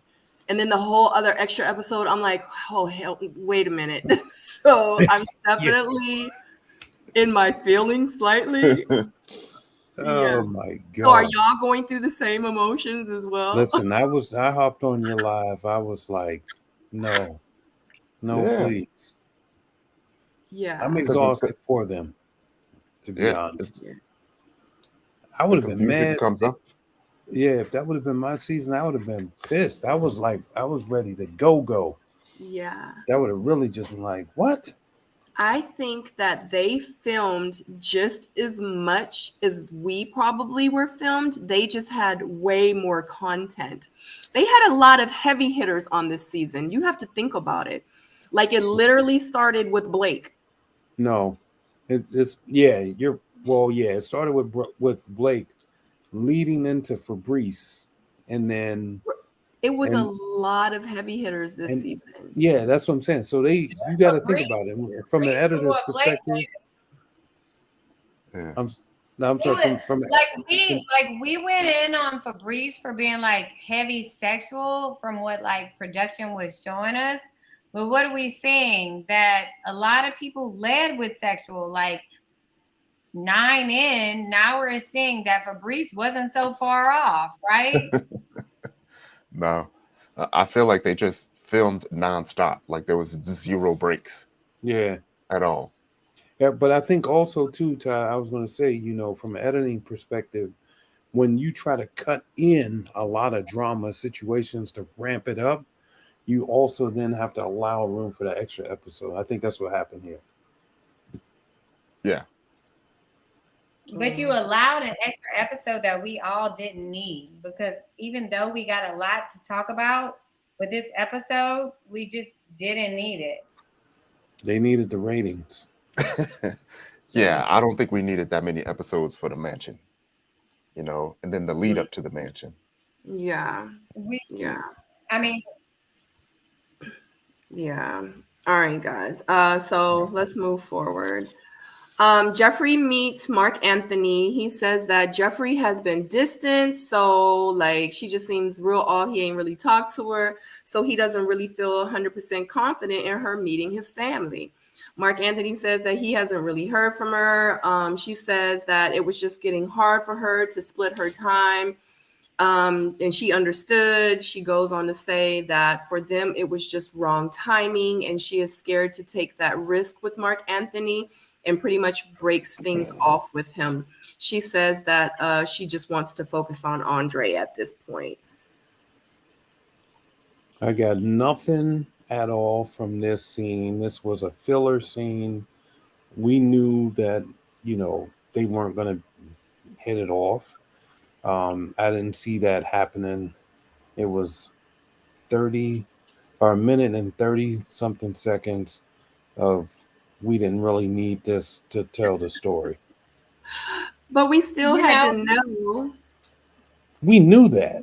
But we didn't, because we would have been like, wait a minute, didn't Jeffrey and Mark Anthony have like a connection? Like, what happened with them? So I they mean, had to at least. I thought it was solidified. Can I say this? A while ago. Yeah. Not yet. Yeah, you can. Sure. When P.O., can I just interject? And I say this. Absolutely. This is a place from your book. Once I saw what was said and like how everybody was acting, and then we saw the next scene, which Sabrina will get into, I realized that this scene was out of order. This was a comeback take. That's all I'm gonna say. Because I don't think this scene occurred before Mark Anthony and Mercedes. I think it occurred after. I was going to say these are the scenes that end relationships. Right. It's filler. Yeah. Because it's filler. It was not. I think that Mark Anthony had his date with Mercedes, and then it was more of like a, remember Mark Anthony had two, like what's going on between him and Jeffrey. Because if you look at their exchange, Mark Anthony was, even though it seems like Jeffrey like ended it, Mark Anthony was off it from the beginning. He was like, if y'all look at my notes, it's like, I didn't want to introduce Jeffrey to my family. So that let us know already he had introduced who he wanted to introduce to his family. You know what I mean? Like, if ever this was a PO inserted scene, this is it.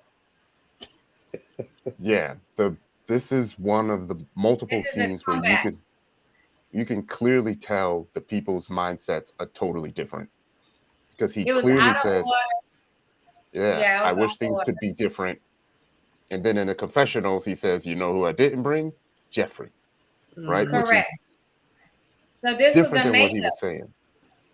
But what we saw was, my note said, give that lady a Tony, and not the guy, I mean Screen Actors Guild Tony. That is my exact notes. Yeah, she did good. Her walk-up was actually the walk-up from the promo. So I don't know, it just caught my eye. But I feel like it's going to be one of those situations to where when they're sitting on the couch at the end and they're watching these scenes, there's no way that I could stay with this person, because in your mind you're going to be thinking, you know, what you were doing with your other connection the day this person was on that date, saying the things that they were saying and doing the things that they were doing. Do you know what I mean? Yeah. So like we saw it, who did we see it with? And it caught us by surprise, because I think the first time we saw it with Zadia, when she was like, I was about to choose your ass. Right? And we was on the couch and Naeem was sitting right there. We all felt bad for him. And I feel like this is going to be a similar situation if they even show it, you know. So I would imagine there's some phone calls going on right now being like, you wish things were different? What? You know, still confused? I'm confused. Yeah. No. So do y'all Let me have see my notes. anything? Yeah, I didn't have a lot of notes. Yeah, I got Other than nothing else for this. I think my notes was he wishes things are different, and then I put like, what is his deal breaker? What is Mark Anthony's deal breaker? Does he even have any deal breakers at all? And then I put, he's still grabbing her up. Like, he's been grabbing her up since day one. Yeah. Well, let him tell it. He came into this process saying, I ain't interested in dating no women with kids. Yeah. That's That- true. that That's part. his deal breaker right there. That part. At some point, you can see the people move like they know their connection is watching, right? So they'll be safe in their comments. They'll be really non-committal in what they're saying, but not him. You know, like he's still going hard as if Jeffrey was to give him a chance, ain't no telling. I think that Mark Anthony wanted to keep the lines of communication still open with Jeffrey. I felt like for the show in his head, it would have made sense for him to pick Mercedes, but he wanted to make sure that he was still in Jeffrey's good graces. So after the show ends, he could call her up because in real life, he does not see himself being with Jeffrey long term, but it's something about Jeffrey where he like just one time. Yeah. Just one time. You know what I know mean? I know I'm being funny, but it feels like this is the entanglement that he had no comment about. That part. Well, Because that's what I thought. I'm like, he talk about Jeffrey in real life. Right. In real life, they probably smash. Like I thought that to myself. Or he don't know what entanglement mean. One of the two. Right. Yeah. Yeah. I just feel like I don't know. Yeah. I don't know. And I don't want to say anything and assume. But anyway, it is 405 people watching, 408 people. Shout out to you guys. Oh, Thank you for 408. joining. Can I give it to him? Give it to him. This is for you guys. If you have not hit that thumbs up, I definitely said to SJ in the comments, she told me to sing my song. I have not sang my song once. We're going to take a pause for the cause to let you guys know to hit that thumbs up. If you have not already, if you are not subscribed to my channel, I would love for you to join the Seoul Mate community over here. Put your comments, put your thoughts in the comment section so we can put them up on the screen and discuss them as well. And I'm just literally going to give you a moment to go hit that like button because it's only 193 thumbs up and it's over 400 of you in the chat and watching. So I'm going to give you a time. I'm going to sing my song. I'm going to give you a moment. And during me singing my song, I think PO promised us something this week. Oh, yeah. I think PO, you promised us something. Yeah, we're gonna have this to get some donations for my charity, American Heart Association. So if you guys want PO to take his shirt off, which I mean, you know, you guys are gonna laugh, I know, but whatever. we're not gonna laugh, PO. We're not gonna laugh. We seen you with your shirt off before. Ain't nothing funny. So the proceeds are gonna, and of course, I'm gonna take my 10% as your agent. The proceeds are gonna go to what charity would you like to donate the super chats that you're going to get for taking your shirt off? Man, listen. So American Heart Association. The reason why, though, I'll tell you, is because that's what my mom passed away from, heart disease. So, you know, I have a passion for that. Okay. Yeah, and Tyrone, did you have a charity? Yeah, I've I actually said if Paul did it, I would do it. So I am You wearing, yeah, I am wearing gray. Mine is the American Cancer Society. My mom was recently diagnosed with a terminal brain tumor. It's a grade 4 glioma, which is why I'm actually in Memphis right now. So that's going to be my charity. All right, guys. So if you, and this is for charity, just to let you know. So if you want to donate to charity, and if you'd like for your donation, whatever super chats, and if you go down to the $ underneath here, put who you would like to support. If you want to say both of them, Tyrone and Paul, we can split the amount for whatever you give. But if you want to donate to Tyrone's charity, you can put Tyrone. If you want to donate to Paul's charity, you can put Paul. If you want to donate to both, you can split it up into say Tyrone and PO. So I am getting ready to sing my song. I see the super chats coming in here now. Hold on, let me go back up. I see the super chats coming in here now. So just to let you know, whatever super chats you put on, the money is going to go to charity. All right, guys. No shirt off necessary. Bless you for supporting the charities. Oh, thank you so My much. sister's gonna be grossed out. She can log off for a moment. She can turn her head. But we got $9.99 so far, and we're gonna go ahead and I said it after she said this, so we're gonna take half of the proceeds and give half to Paul and half to Tyrone. So just to let you know, I'm about to start singing my song. Okay, we got $2. Come on, let's get this money right. Let's get this money right. Let's get this money right. I'm about to start singing my song. Man, y'all about to help. Y'all about to help other people out here. Like, you know what I'm saying? We got what, 405 in here? If they just all super chat at $1, we would be good to go. Just $1. It's just $1 of your life. And yes. it ain't going in my gas tank. You know what I'm saying? No. It's not going in the gas tank. There you go. That's what I'm talking about. Yay. Thank you. We got another $5. Somebody's saying that they don't want to hear my song. Oh my God. So Darika says, what's going on? So last time, Tyrone, I sang my song, you know, to get everybody a chance to hit that thumbs up. And while I was singing my song, we were like, Tyrone, take your shirt off. You know what I'm saying? Because he started doing like this. I was like, oh, you taking your shirt off? I said, so guess what? What's going to happen is I'm going to sing the song. Tyrone's going to take his shirt off, but he's going to do it for super chats. As you guys can see how the money is rolling in now. So he probably raised over what? Like, it was like $60, right? It was almost a quick 100. Yeah. I was like, I need to do this more often. Hey, Calmer Beauty 65. I love $4.99 though. I love how you kept that 1 penny. You couldn't do the whole 5. I feel you though. Yeah.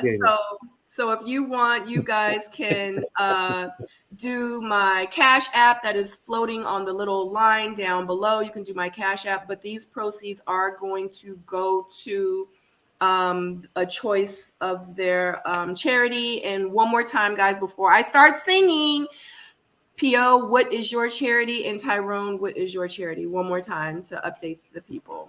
My charity is National Heart Association. You know, we need to keep the heart pumping to stay alive out here. So, you know, my passion not only is just because my mom passed away from it, but it also is going to, you know, go into the research of, you know, heart conditions and things like that. So.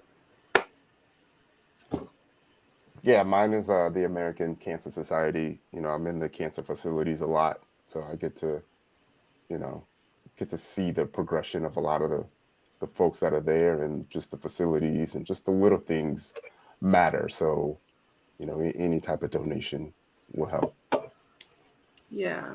Put your shirt away from my face. Yeah. So, Stacey, do you want to sing the song or do you want me to do it? Oh, you on mute. You don't want to do it? Stacey's like, shoot, y'all make sure y'all lend a little bit to PO because I did. So I'm not sure if y'all know about it, but a year ago I lost my uncle who passed from heart disease. He gave his body. We actually just got his body back. Well, I mean, 2 weeks ago, because they were studying it. So he donated it to research. He's my uncle who gave me away in my wedding and everything. So the Heart Disease Foundation, American Heart Association, is something that's near and dear to my heart. And so I can appreciate Tyrone not Tyrone, PO for representing it. Sorry, you guys. No doubt. I'm also looking on how I can give little chest right here next to me a little something too. Okay, so I'm thinking that people actually want y'all to take the shirt off. So we just gonna go with it, okay? But okay, we're just gonna jump right into it. We gonna jump. I'm gonna sing my song. It is what it is. A lot Same of people time. will sing it. I'm just gonna have to sing it. Y'all just gonna have to deal with it because I promise y'all that's what we gonna do. That's what we gonna do. All right. My sister said she gonna refund everybody so that I don't have to. No, go Oh my Ah, no,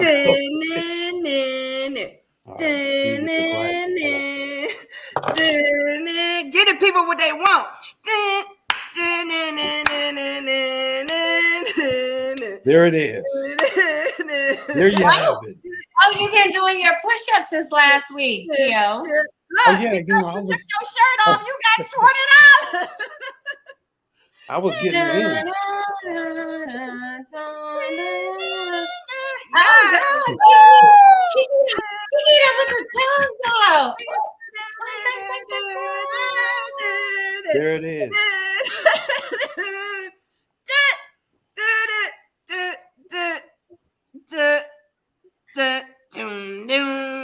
Boom.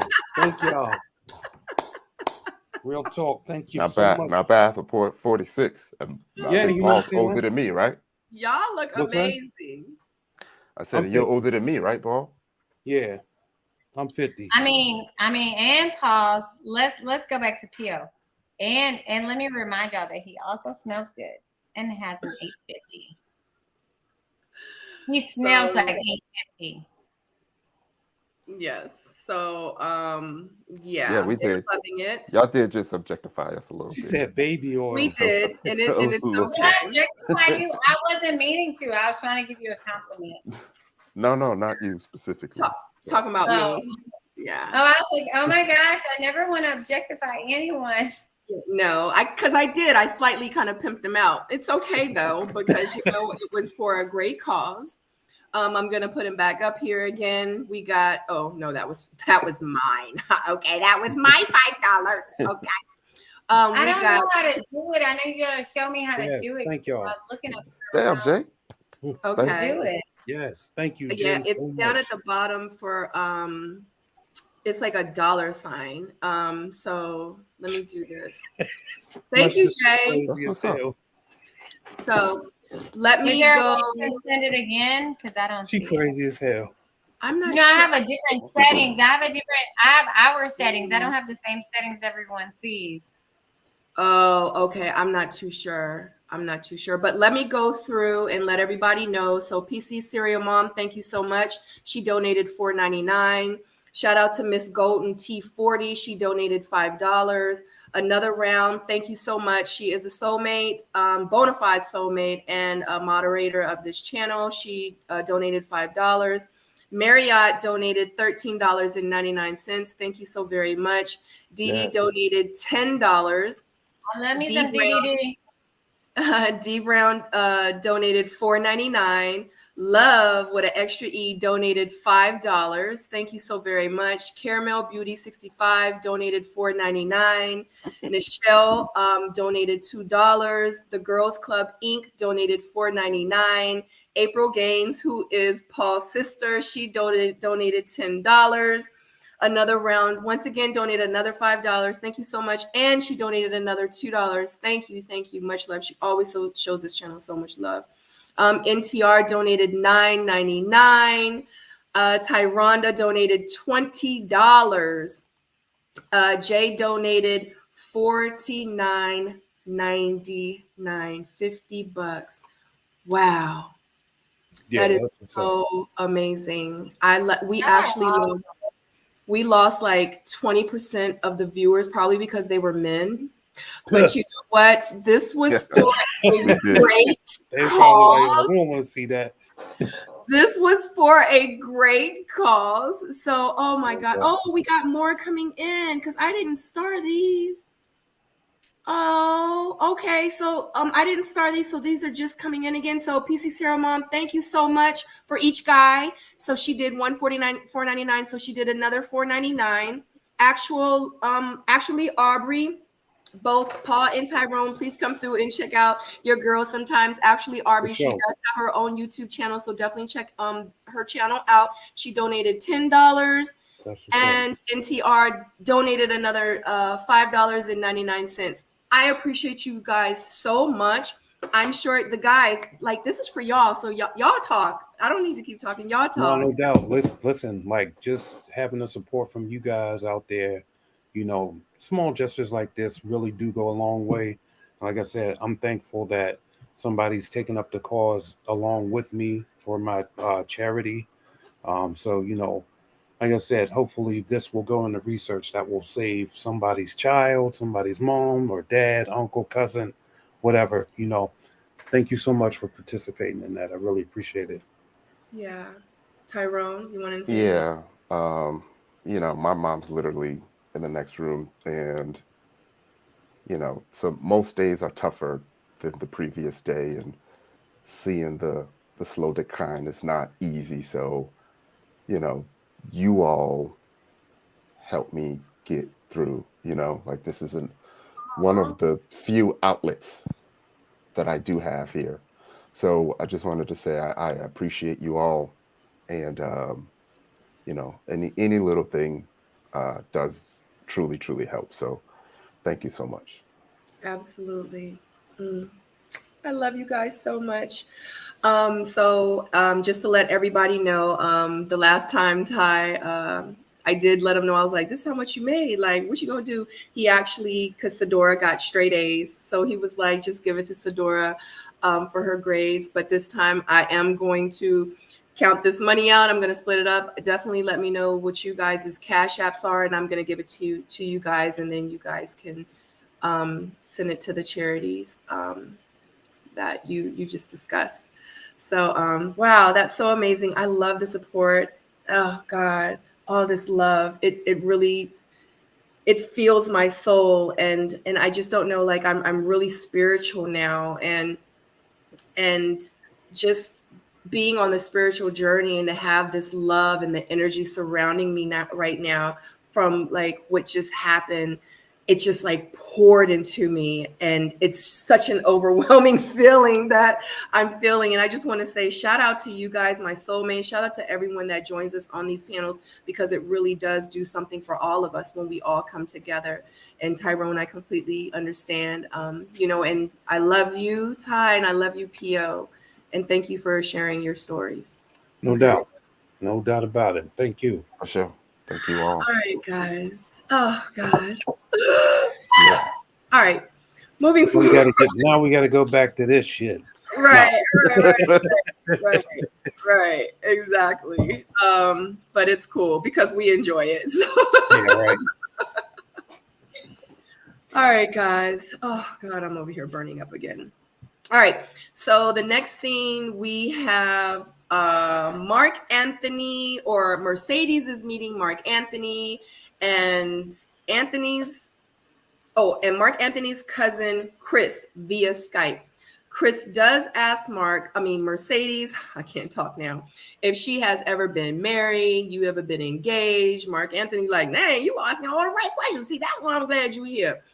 Pretty much about the future and what she wants in a marriage. Mercedes says that, and Mark Anthony does bring up, well, I don't know if he really did, but the Chris brings up the fact that Mark Anthony is thinking about moving back to New York.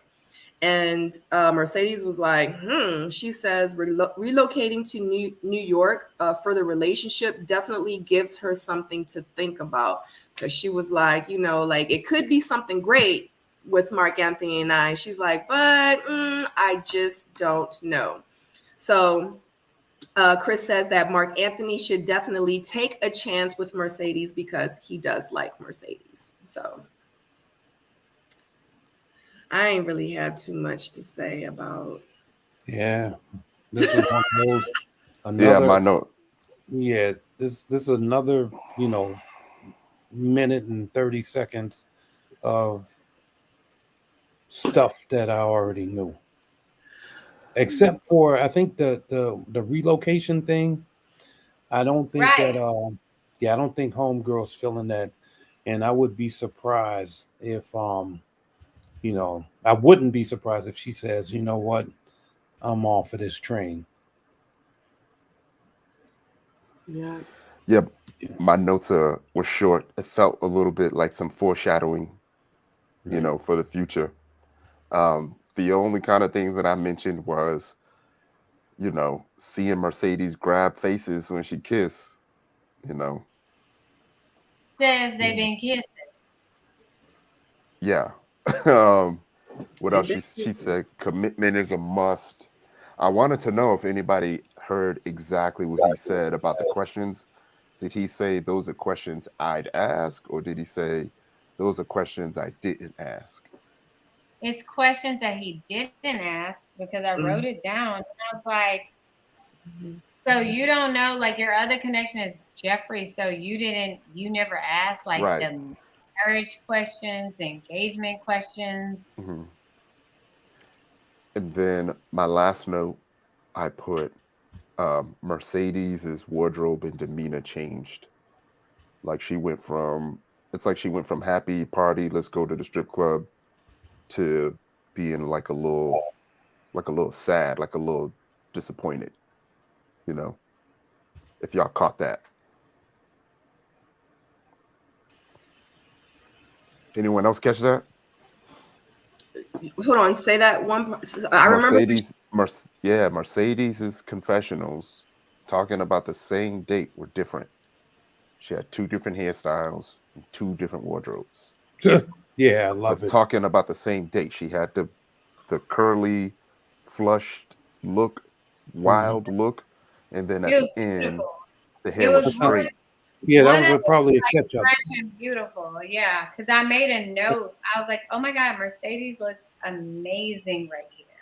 Like I loved her in her confessional. I love like her like little kink, like the tousled hair and curls and stuff. I was like, oh, okay, sis. And then I saw that it went back to the straight hair. I noticed that tie. I made a note of it. Yeah, when they mentioned him going to New York, she had a whole nother confessional saying something about that giving her pause.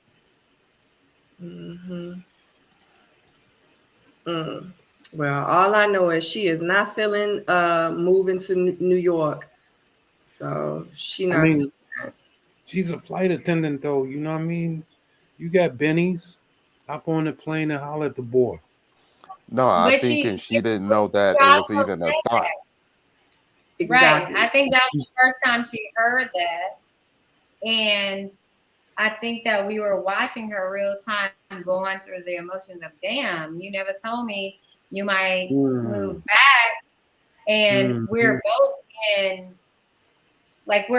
in like commercial air. So let's see how this goes. Cause she was like, a long distance relationship is hard, especially with like our careers. So like I made a note of that. But I also noted that his friend Chris was like, he has great qualities and you need to take a chance, which made me think that Mark Anthony has never been seriously committed, because I feel like his friend saying, hey, you need to take a chance on her. Like, she has such great qualities. Like, wake up. Like, bro, wake up. Like, so I Yeah. feel like Mark Anthony has never been in a serious relationship or something. Like something's Yeah. thrown off, and his friend was like, newsflash, this is what it is. This is what it looks like. Take a chance. Don't move. That's true. Yeah, all their friends and family been giving them away. Like That's they true. all been for the streets. And Everybody has been. This is not a problem. You know, it's not an issue. It is a problem if you're on a show to seriously date. That's a freaking problem. It is, but I feel like they brought Mark Anthony on just for this specific purpose. To Mhm. look attractive. Fully taking advantage of it. Because they brought him in as the ringer, like he's supposed to, you know, cause a stir. And Yeah. still, like, when Mark Anthony was meeting friends and stuff, like, one thing that I noticed, like, last week and stuff that I didn't get an opportunity to mention was, like, we've never seen him, like, super, like, dressed up. Like, he's never taken anything seriously enough to, like, be, like, present himself like, I'm taking this seriously. I'm meeting your friends and or family. I don't know who I'm about to meet, but let me clean it up. He's always been super casual and everything. Child, Mark Anthony trying to be in no relationship. He don't like Mercedes in real life. He thinks she cute. He was someone he knew that he was going to go to the end with. He wants to smash Jeffrey, but other than that, he ain't looking for nothing serious. But before we move forward, I definitely want to give a shout out to, sorry, Tyrone, No Life Without Music. They did donate $20. Shout out to you. Thank you so much for the donation.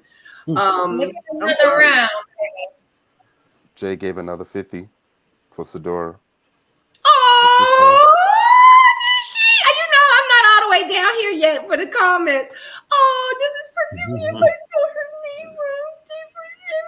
Oh, I did because I put in the chat another round. Asked me how many straight A's she got. So Sador got 4 A pluses and 1 Gangster. A. So Oh man, I'm sure you was upset about that 1A. No, I'm I joking. mean, yeah, it was still an A. It just didn't have a plus in front of it, but she's amazing. I sure will give it. She gonna punish But me. y'all know what? Since we were talking about dressing up, did y'all catch, like, I know we've already moved past it, but in the date with Andre, Cynthia, and Jeffrey, did y'all catch how Cynthia was like, I don't know who this Jeffrey is. She got a collar on, sleeves to the wrist. Like, who is this? Yeah. I was like, oh, damn. I forgot to point out that Cynthia did kind of laugh. We caught her laughing off camera when Jeffrey walked in. Did y'all? Yeah. But then again, it seemed like Cynthia had the same exact dress on in the confessional with her talking about Jeffrey's dress. Because her dress was all the way up to her wrists too. You just didn't have the bow tie. Right. Like, I liked Jeffrey's everybody's been She going looked good. on Jeffrey's. I love that dress. Yeah. I thought it was real classy, real, you know what I mean? Like, Yeah. you know. Yeah. They looked good. Everybody looked good. Everybody looked good. That was my comments, even about Morgan's walk up. Like, she looked good. Yeah. I mean, they all look good all the time. Like, they have their own style, they have their own look. Like I said, like, this season, it was a lot of attractive people on this season, men and women. Like, honestly, like, that's amazing. Oh, Kels B for P.O. and Tyrone. Thanks, Thank you Kelsey. so Thank you. much. Thank you for the donation. Yeah. And I know it wasn't the same dress. Yeah, but she did. It was like a sheer kind of thing or whatever. It was similar. And I'm colorblind too, so. Yeah, yeah. And we haven't even gotten there yet, but you know, because Cynthia gives a jab to Yeah, Jeffrey. she does. Jeffrey. She does. Lord. But I She don't does. feel like it was a jab. I don't feel like what Cynthia gave was a jab. I feel like what Cynthia gave was a like validation to our thoughts. Like, we ain't crazy. Yeah, but she ain't have to call the girl a rock. I think that was more towards Andre. I think it was more towards She said, you got a Andre. diamond or a rock. Like, what the hell is the big, like, so I'm saying, like, Yeah. everything that we're thinking, let me not say it too loud before when in Rome comes from you. My notes specifically say Cynthia shits on Jeffrey. Between a rock and a diamond. Are you blind? Right. Like, are you crazy? You can't compare the two of us. You got issues. You confused? Nigga, what? You Right. confused? Yeah. Like, is that Okay, towards it was like, Andre? let's talk about a little bit of clarity here. We on rock level or are we on like diamond level? Right. Yeah. She like, you over here playing with sterling silver and you got platinum. That's funny. Right.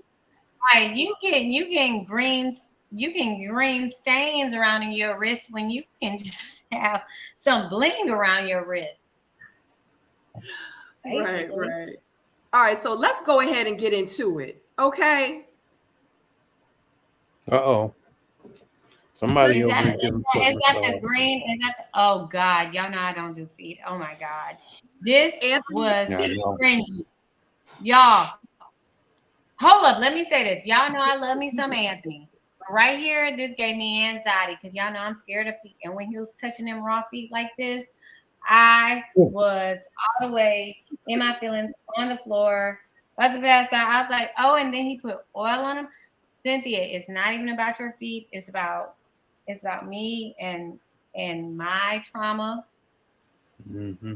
You've been saying it from the beginning, though, Stacy. About I'm feet. scared of feet. So he just pulled out them raw feet after he poured the glass and shit. Oh my God, my nerves is bad.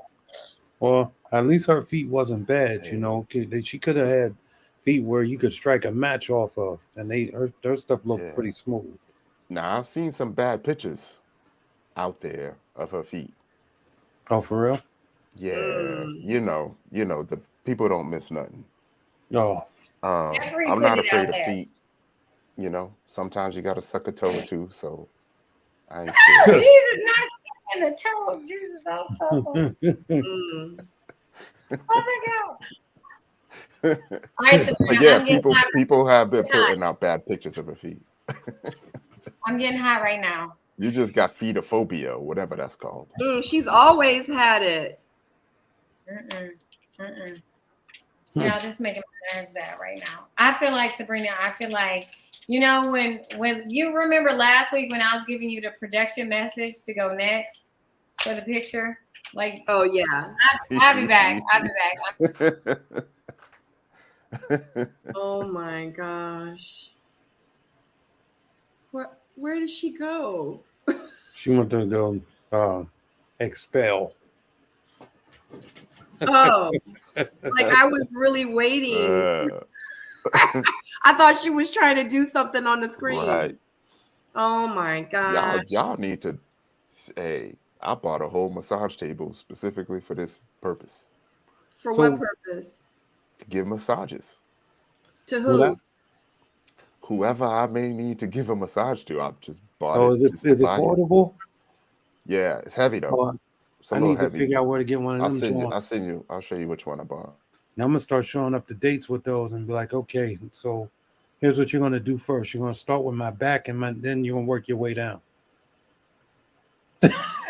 So you bought a massage table just I do things. I like unsolicited massages. If I give you a 1 hour massage for no reason, you know how many points I earn? Yeah, that is cool. I get it. Because I have a massage table too. So Miss Pretty Amazing, she says she's gonna donate $9.99 for a massage. Tyrone, you need to call out Miss Pretty Amazing. She paying for your services. So what is it, like $1 a minute? Was she only getting 10 minutes? You get 9 minutes. You get 9 minutes and 59 seconds for that. It was something that I wanted to get into. Me too. I feel like I pay attention. I'm good at paying attention. And I wanted to get into it just to see if I could do it as like a side thing and like go to school and just like really, really learn to be really good. So I have a friend that has a massage. She has what do you call those places you go get a massage, a sauna, all that stuff. And she told me all of the good stuff to get. So I went and got it. Okay. You know, one thing I would like to know is this. Is this right here, is this Anthony's doing, or did production set this up? What do you think, Paul? Okay, I see, I'm conflicted because for me, right? I mean, anybody that knows me personally know that I don't give out flowers. I don't buy them and I don't give them out. There's a whole thing behind that, but I don't do that. And production was buying flowers. For me, they came with a nice little stack. You know, it was like, here, take these over there or whatever. So I feel like they could have done that. I mean, obviously, if they're setting up on the beach, they want to set it up right. So, you know, I don't know. I'm torn. Well, I just want But to say, if he did do that, he's on some romantic shit. I need some lessons. come I feel on, like P.O. I feel like they finally needed to solidify what they have because Yeah. people still asking questions. People are still saying Cynthia's feeling Andre, and I feel like they literally just heard her say she's still confused. Do you know what I mean? But they really didn't do a good job of them like sealing the deal. Like they didn't show that, that they're really into each other and that's that. Um, which is kind of makes me feel like it was filler. Like normally it's supposed to be a point to them having, a date at this point when they clearly just dismissed the other person in the previous scene. Oh, there is one thing I wanted to point out too. When Cynthia met Andre's family, she made a comment about saying that she's meeting women and she was afraid that the women would be able to see through her. I took that as that her sisters are going to see that she's not into Andre. That's how I took that. Hold on, say the last part again.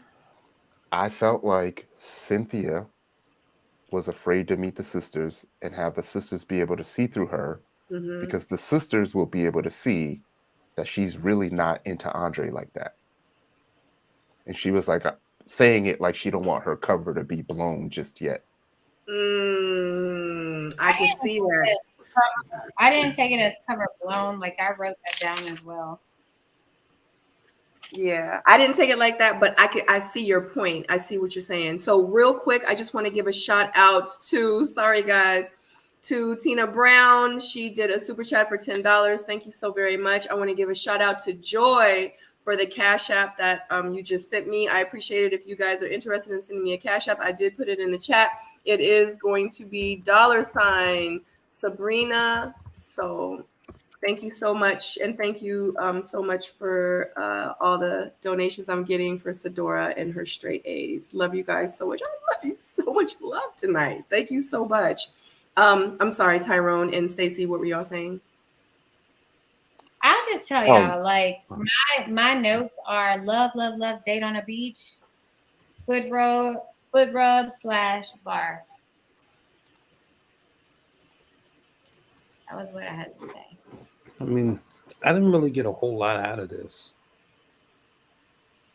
No, the entire you of all people.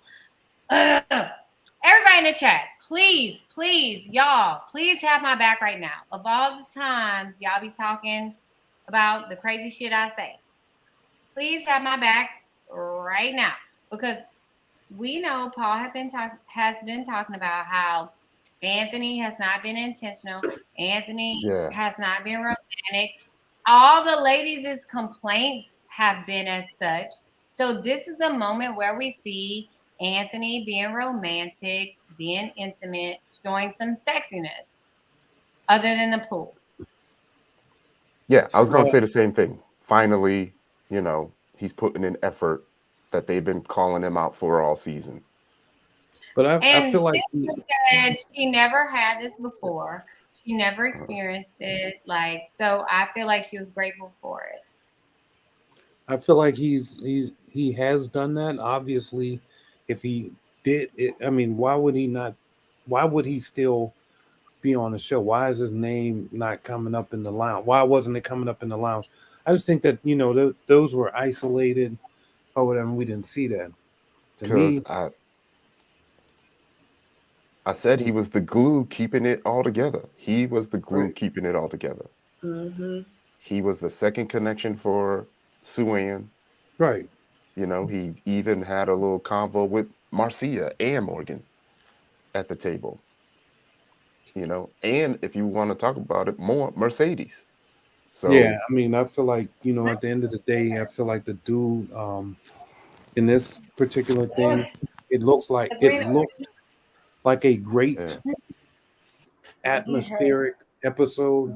I didn't get a whole lot um you know, from he that. need a raise. And I think what we're seeing, what you may be seeing, Paul, is because Anthony and Cynthia have been set for a while, for so long, that it's almost like they don't have to try anymore.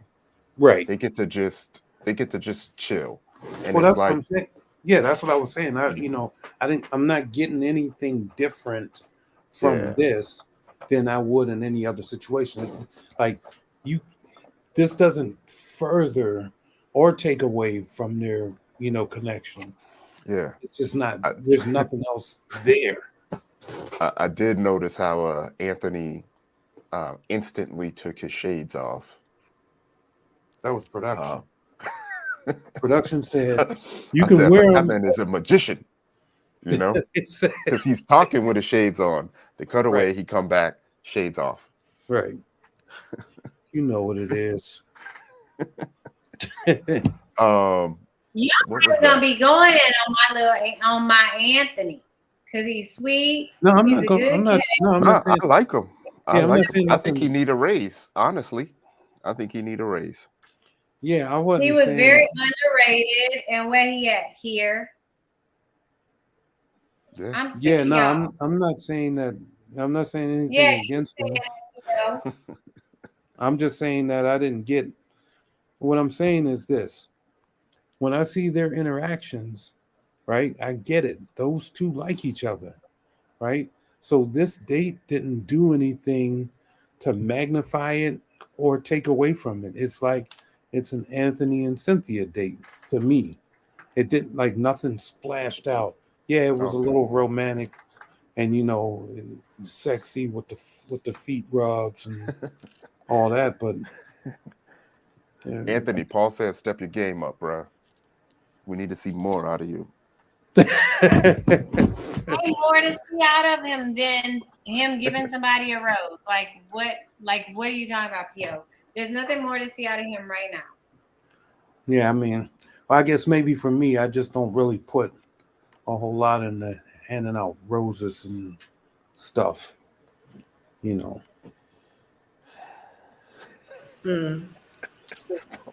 Are we done with the Anthony and Cynthia date with the roses and the massage It's and good to Yeah. yeah. good to see your inner J Dub come out, Paul.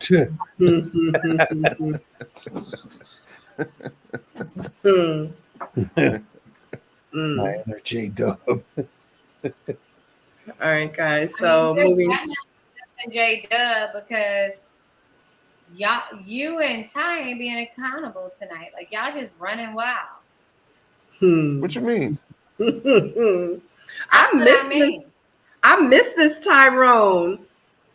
Oh yeah, he's back. Well, Yeah, you What know, you mean? I missed this one because last week and the week before, I don't know who that Tyrone was. I was like, what? This is like a P.O. reincarnate. I didn't know who he was, child. Yeah. Child. Tyrone gave me heartburn last week. Like I was You eating said heartburn. pizza. I was like, who is he? Like who the Papa? Who this man? Yeah. Like Papa, who this woman? Yeah, what happened was they performed the get out surgery on me and Ty. I know, and both of y'all was getting out. I don't know who you were. I don't know who Ty was. I was so Yeah. confused. Like the last 2 weeks, y'all were lost in the sauce. I don't even know y'all. Yeah. Hey, welcome back. We're so happy to have the real you guys back. Yeah. Yeah, went back. I regrouped, took notes, came back. You know, cleared my thoughts. Yeah. Yeah. Right. So Ray Day wants to know who Sabrina's and Stacy's top picks would be from this season. I just say Anthony and Cynthia are mine. That's really about it. Yeah, I like Oh them yeah, too. that's the closest to authentic we're gonna get. I have two. So Mercedes and Mark Anthony gives me like love, like young, starting out Fun. like fun, like nothing too serious. I'm ready for love, but let's see where it goes. Like a flexible love. And then Anthony and Cynthia gives me mature. Okay, let's see how this works. So, Mercedes is incredibly beautiful, but not in a negative way. And she gives me more of like a free spirit. Like I love what she presents because she presents like a modern woman. Like, look, you ain't gonna get me caught up and you ain't gonna get me trapped down. So let's see how this goes. Like Mercedes gives me like more modern love, like 30, like let's see how this goes without anything too serious. I'm ready for love. If it happens, it happens. If it don't, we cool. And then Mark Anthony, minus the Mark, Anthony and Cynthia. Yeah, just forget about it. Just Symphony. Symphony. That's her name, Symphony. Symphony gives me like mature love. Like we got kids, we're grown and sexy. Let's see where this vibe goes.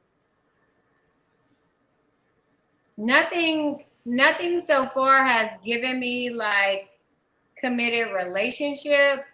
This season has given me two extremes of let's see where it goes.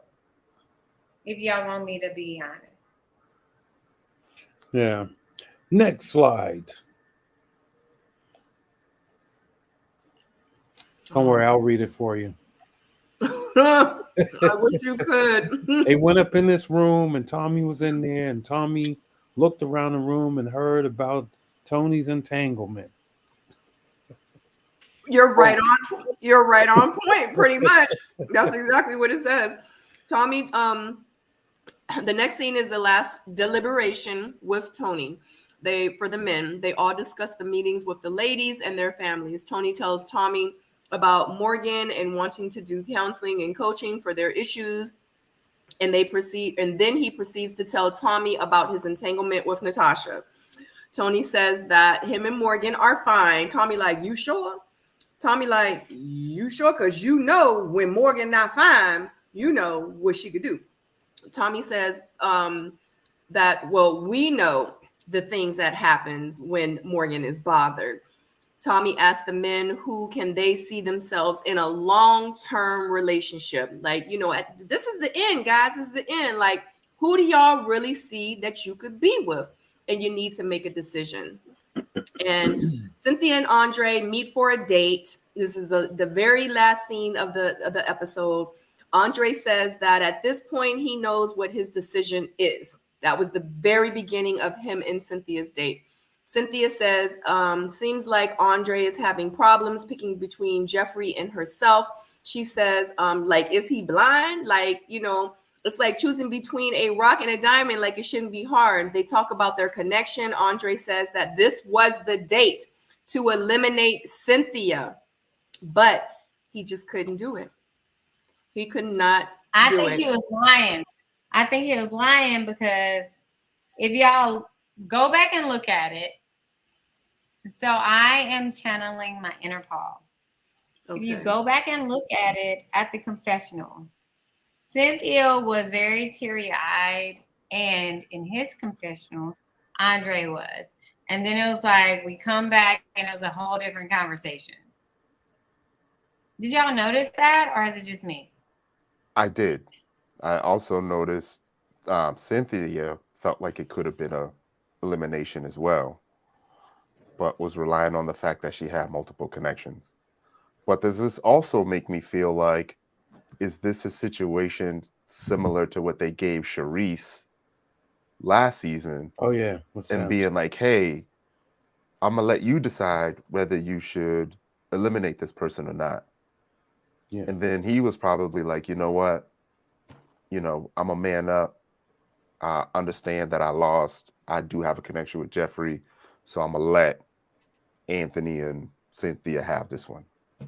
So I So you can't. think I it was couldn't. You know? think it was like a go, like you think it was an eliminate and then a re-record, because literally my notes was Cynthia looked teary-eyed in the confessional regarding the date. And then the date we saw looked very lackadaisical. Like it looked like, oh, this might be eliminated. I mean, and it was very like, to me, like if you go with the confessional and go with the date, it's two different incidences. And that, like as I was writing my notes, I was like, shit, I'm Paul. I'm being Paul right now. Yeah. I could see how her, I think they just had a conversation about where they both stand, right? Or did I miss something?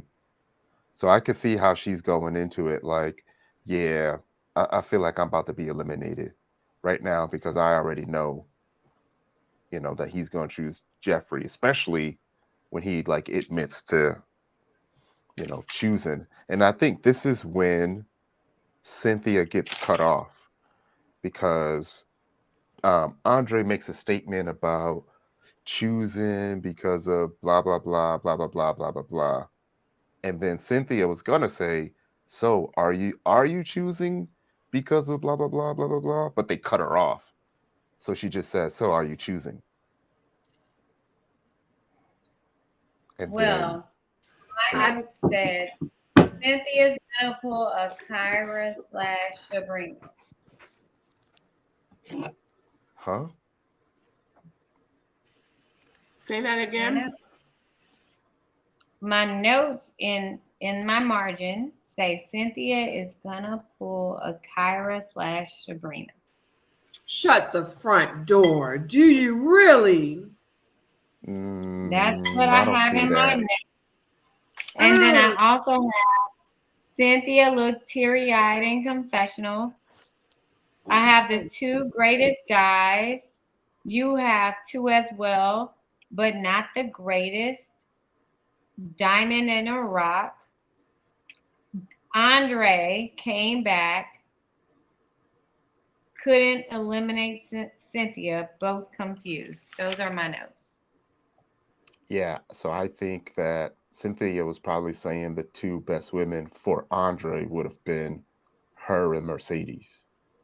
So I think that's what that comment meant about the two best women.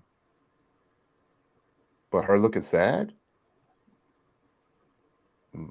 Go back. Please find it, because she was teary-eyed. In the confessional. Like in the confessional.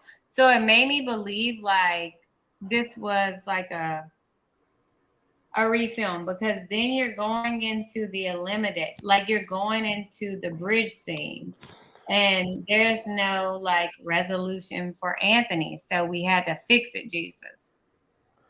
Yeah, I think I mentioned that about the multiple looks because that's when she had like the pulled back ponytail, right? Right. It was different. Like she looked, Yeah, it was different looks. yeah, It was, you are right on that.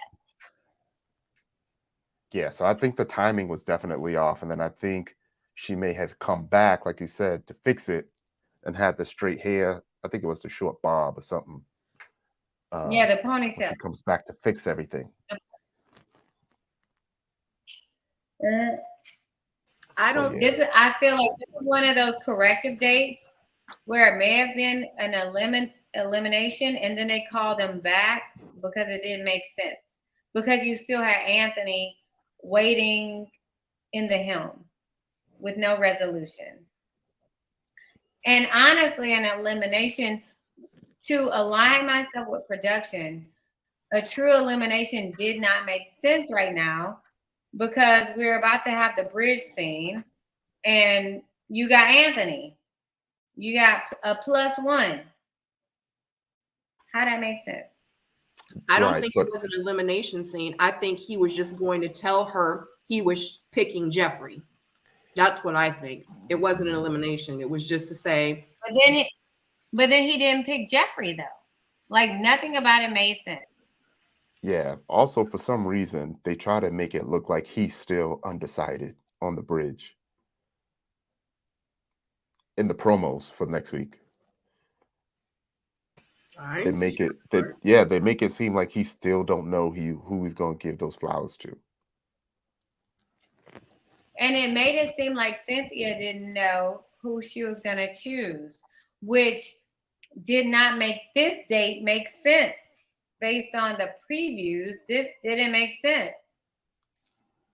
Literally, my note says at the very end, Cynthia says Andre does something to her, and now she is back to being confused again. That was the last line she said before they were like, next time on Ready to Love.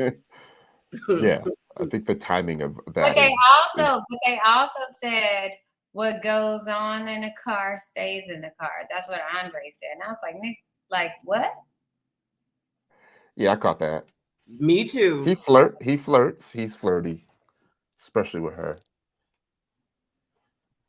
So that made me think that that made me think that I've been wrong because I've been thinking Andre just been kissing all over Jeffrey, but maybe he been missed the hot lips.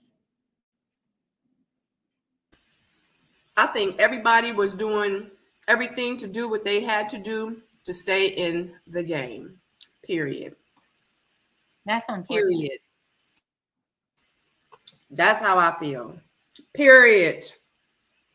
This is literally a game show this season. Yeah. Seems like it's very important to get to the end of this. Yeah.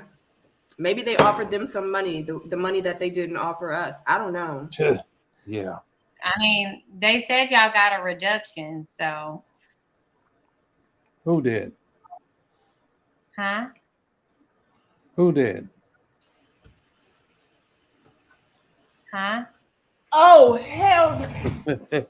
Are you serious, Pinchy? Oh, I'm sorry. I think her dog just. Go outside. That's not. That's her animal. Oh, okay.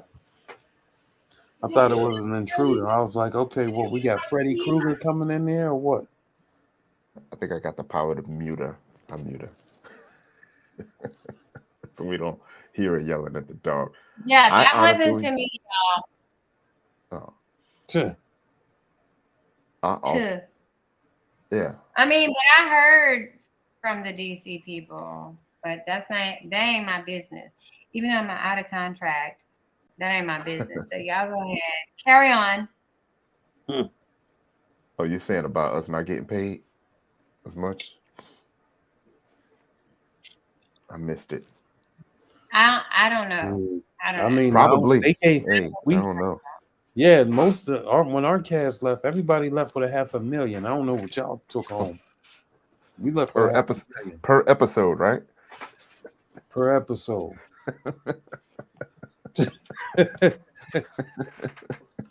Yeah, I didn't even. I did that. I didn't even take notes. I didn't even take notes. I think some of my thoughts were, I wanted to watch it back again. I'm not gonna call. I mean, but we've been on set, right? So Tommy mentioned something about being intimate. Oh yeah. And it was almost like it was a cue for Tony to tell the story. And Tony didn't give all the details of the story. So it was almost like Tommy was like, all right, let's be clear, and kept asking the follow-up questions because, it just seemed like Tony didn't want to talk about it. But it also seemed like the fellas knew. Oh, they knew what it so was. maybe they heard this. But Yeah. Ty, going to what you're saying, okay. Mhm. Let me come on camera. Ty, going to what you're saying now. Now it makes sense what Lyndon was talking about. Everybody Right, but I knew. don't know if that makes it worse. That's not a bad thing, but that makes it worse. I don't know, but it was like, I think that I feel like we felt like Lyndon was giving us information, but I felt like they already knew. Like Lyndon was presenting it to us as the viewers so that we can catch up, but they all already knew. Like, so the Lyndon violating the guy code wasn't really him violating it. No, it was because it wasn't about Natasha. At that time they were talking about Marcia, but he was in a whole situationship with Natasha.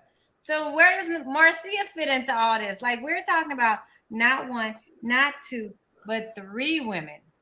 But that's not Lyndon's business, especially if Tony already told Morgan might himself. not have been Lyndon's business, but everybody knew, because what did we find out this episode? That actually Morgan knew. Right. So, like I said, Tony had already told Morgan. So that's Tony's business to tell Morgan about Natasha, not Lyndon. And for him to pull judgment about him. Do you think Tony would tell Morgan about Natasha and not about Marcia? It wasn't new news, is what I'm saying. I think this was it. Maybe some of it was edited, going to PO stuff. Maybe the conversation. See, now I left the editing alone. Maybe the only thing we heard was Marcia at that time, and then this week we heard Natasha. But we have heard at least 2 other women. Today it was like we forgot about the whole Marcia shit, and we were focused on Natasha. But really, it's a whole conglomerate. It's not even it's not even entanglement. It's a conglomeration. It's more than 2. It's Right. 3 plus. I wasn't faulting Lyndon for forming an opinion on Tony. I wasn't faulting Lyndon for actually telling Morgan about Tony. I was faulting Lyndon for how it came out, in that competitive way, and why it came out. Like, if he already knew, like we just mentioned, then he would have told Morgan as soon as he found out, if it was about Morgan in her feelings instead of it being about him beating Tony to win Morgan. Like, if you're going to win, you got to win on your own self-accord, not because you know some dirt on somebody else that you're holding for the right moment. But I think Lyndon knew at that time. So the difference between you and I is that I think that Lyndon knew he was out of the game at that time. And he was just like, I don't think like it was a groundbreaking exchange. I think it was like a reiteration. Now that we know what we know on this episode, I think it was a reiteration. Like, this, you know about old girl, if the other chick was here, now what's up? Like, you deserve better. I'm in the friend zone, and you deserve better. Right. So he can just say you deserve better, but to call out the specifics of why she deserves better in front of everyone is not a good look. He could leave it vague. But the way everyone chuckled and everybody was looking in the gentleman's lounge on this episode, this wasn't new news. None of it was new news. Right. None of it was new. This is shit everyone knew except for us, the viewers. Now, can I say something here? I'm looking at these pictures that Sabrina's rolling up, and we know, like they're trying to make it mysterious. We know that Andre's going to be there with Jeffrey, right? And reason being, and reason we know that he's not going to be with Cynthia, is because I'm sorry, Anthony is still there, and Anthony doesn't have a connection with anybody else, like Jeffrey or anybody else. So we know that this is happening like this. It's just a matter of all we want to see them choose. I'll tell you why. Because on this episode, we learned that Cynthia likes red and white roses. Andre has pink. Anthony has at least white. Yeah, but I mean, if we're seeing all of the characters here, like we saw Tony, Mark Anthony, we see all of the characters here, and they're all with flowers and dressed up, like it's the last episode. Yeah. Well, okay. We know that they're going to go with their respective partners because, like I said, Anthony, as you said, Anthony is the glue. Anthony doesn't have any connections out there with Jeffrey or Mercedes or what's her face, Morgan. So if he's not choosing Cynthia, or if it's not the Cynthia date, why the hell is he still there? So we know that that's happening. Yeah, but I remember I said that they try to make it look like Andre is still undecided here It's on the bridge. this right here shows the decision right here. No, but in the promo we hear him say that he's still undecided while he's on the bridge, like he don't know what he's gonna do. Oh, he may be says it in the promo. But that's not true because we know that Cynthia has established the fact that she likes red and white roses. We learned that because Anthony brought that on their date. He was attentive to the fact that she likes white roses. Understood. So yeah, Andre may be on the bridge talking about, I don't know if I'm going to make a decision on whether I want to move forward or not. That may be, part of that situation. But hell, Jeffrey may not show up. Who knows? Mhm. Like, you know what I'm saying? Here's what it is. Did you see the promo, Paul? I did see you the see promo. the promo? Yeah. I didn't see the promo. They showed everybody. Right. Yeah, they showed everybody. But based off of what I'm hearing in these streets, there may have Andre may have found heaven with Jeffrey. That's just is that your prediction? No, it's not prediction. This is factual, actual, rumor-ish. This is not a prediction.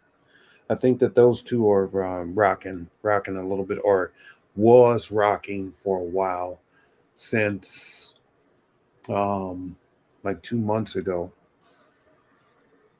Yeah, I had all the confidence in the world that Jeffrey was going to get her a man. Mm-hmm. I've been saying that for weeks. I want to say. I felt like she would get her one, and Jeffrey would show up. I think she has one already. Yeah. Another man. And we're looking at that man, or was looking at him. Yeah, I hope they do well. I hope they all prosper. Yeah. That guy. Which one? The one on the left or the right? Yeah, on the left. That's her man. Mm-hmm. Well, I hope so. Jeffrey. Yeah, I mean, and he's supposedly, he's LTHing. What's that mean? LTH. Loving her. LTH is loving her? I mean, I'm sorry. He's LHing. Loving her. Oh. I'm like, what happened to what's the T? Yeah. Yeah. Well, I heard they was in a whole relationship too. Yeah. Mm-hmm. Well, that is awesome and that is nice. Good for them. Yeah. hope that she's in a relationship. I heard a lot of things. Yeah. No. And I wish that I could say it, but I am not gonna say it because I am not Hold gonna up. be one. I hope it come And out. let though. me say, Fire if it let me comes say, and I hope that when I'm in Miami next week, don't nobody try to start no shit for me for my little opinions. Cause I'm seeing what y'all seeing. Shit. And I'm listen, absorbing what y'all giving. So don't be acting crazy with me. That's all I'm saying. I look at it like this here, right? Look, check this out. And I'm gonna just be real with the people, the cast that's gonna watch this or whatever that isn't in these Cause you know seats. they be mad. Cause we Understood. trying to tell them But listen, how it comes off. We only try to tell them how it comes off. right. This is what I will say to you guys. You gotta take this shit with the biz, right? Like we all been on that side of the table. And I've watched these panels and I've seen me get trashed on these panels, you know, and here it is. I sat back and I took that with grace because I know exactly who I am and who I am not, right? And so as long as you know who you are and who you are not, regardless of what we think Mhm. should not bother you. I understand that, you're probably saying, y'all been through the process, man. You know how this stuff goes. Yes, we do. I know. Trust me. I know. I know exactly how it goes. But if I see what I see, I'm only calling it out for the way that I see it. Once you get through the stress of all of this show stuff, you're going to look back on this and be like, that wasn't really about nothing. Trust me. But yeah, it's hard to be judged. It's hard to have a spotlight. When you got on it, you thought it was going to be all smiles and Hallmark cards. I get it. And it's not that. So, Yeah, it's definitely not personal. I've had a few people give me some static about what I've said on here, and it's not personal. It's just me trying to give my perspective, right, on what I'm seeing based on my experience on the show, just to give a different side for the viewers. It's not personal. If I saw you in public, it's all love. I want y'all all to win, in Right. the end. I'm supportive of you all, but if I ever see y'all in public, let's chat, let's have a drink, we family, whether you like it or not. So That right, part. right. That part. Yeah, And in we real were. life, we're very respectful compared to some of the other bloggers and mhm. reviewers and stuff like that. We're very respectful, even if it's like stuff that's not good and, that we just don't agree on. We're not going to bash you. We're not going to call you out your name like some of these other people, like in real life. And y'all mad at us? You know what I mean? Because I get it a lot. I get it all the time. Like I get people blocking me, talking like subliminals and stuff. Like I get it, and I know they talking about, like, I know you talking about me. Like, sis, tag me. It's okay. Let's handle this like adults. Like, tag me. Like, don't be Right, scared. You know right, what I'm saying? And then it's like, yeah, like in real life, we're just reviewing the freaking show. We do not know you people. We don't. I would love to get to know you. You know what? Hit me up so you can go on the missing link so we can really find out more about you, not what you did on the show, who you like, what connection you had. That's why I started the missing link, right, because we are not those people. We are on your team, but this is something we enjoy doing. And we're going to right. call you out what we see on TV. Yeah, But don't I'll take the crap personal. We are very respectful. And not only that, all of you guys are part of this unique fraternity and sorority that we created, um, through this. Like, if I go to Houston and I see, Stacy B or a couple other people, it's all love. You know what I'm saying? And Like, what you and how I treat you when you're here. How it do was all I love. tie y'all open here? How I treated y'all when y'all were here. No doubt. No doubt. That's what I said. Y'all pull up, it's all love. You know what I mean? That's kind of the residual of this, and that's what makes going through this process great in the end, because you have an extended version of family out there. Yeah. But even when yeah, y'all mad about like our critiques or criticism, like, I think like with us have gone through the process, we're only gonna go so far. Right. Everybody else over the cliff. We know what it takes. We'll only go so far. So like our 10, like when you push us to 10, everybody else is on 1,000 and we're still on 10. So Yeah. The interviews are a good opportunity to show your true selves. Yes. You know, you're either going to win in those interviews or you're not going to take any accountability. You're going to lose in those interviews. In the chats, they are going to give it to you. I've seen some people get skewered in the chats. Yeah. I give you credit for coming, but if you don't show no accountability, they gonna get you. I like Zadia's one was Probably one of the worst. Yeah, it was bad.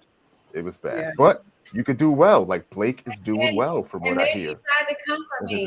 Then she tried to come for me as a soror, and I was like, "Girl, I don't care. Like, I'm gonna just tell you like what I'm seeing. I don't care."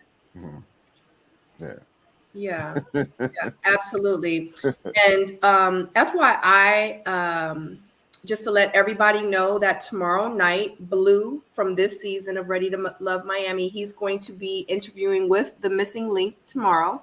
And on Thursday, Blake is going to be here interviewing on The Missing Link. So I'm really excited about that. Both interviews will start at 8 p.m. So definitely back here tomorrow and Thursday for The Missing Link.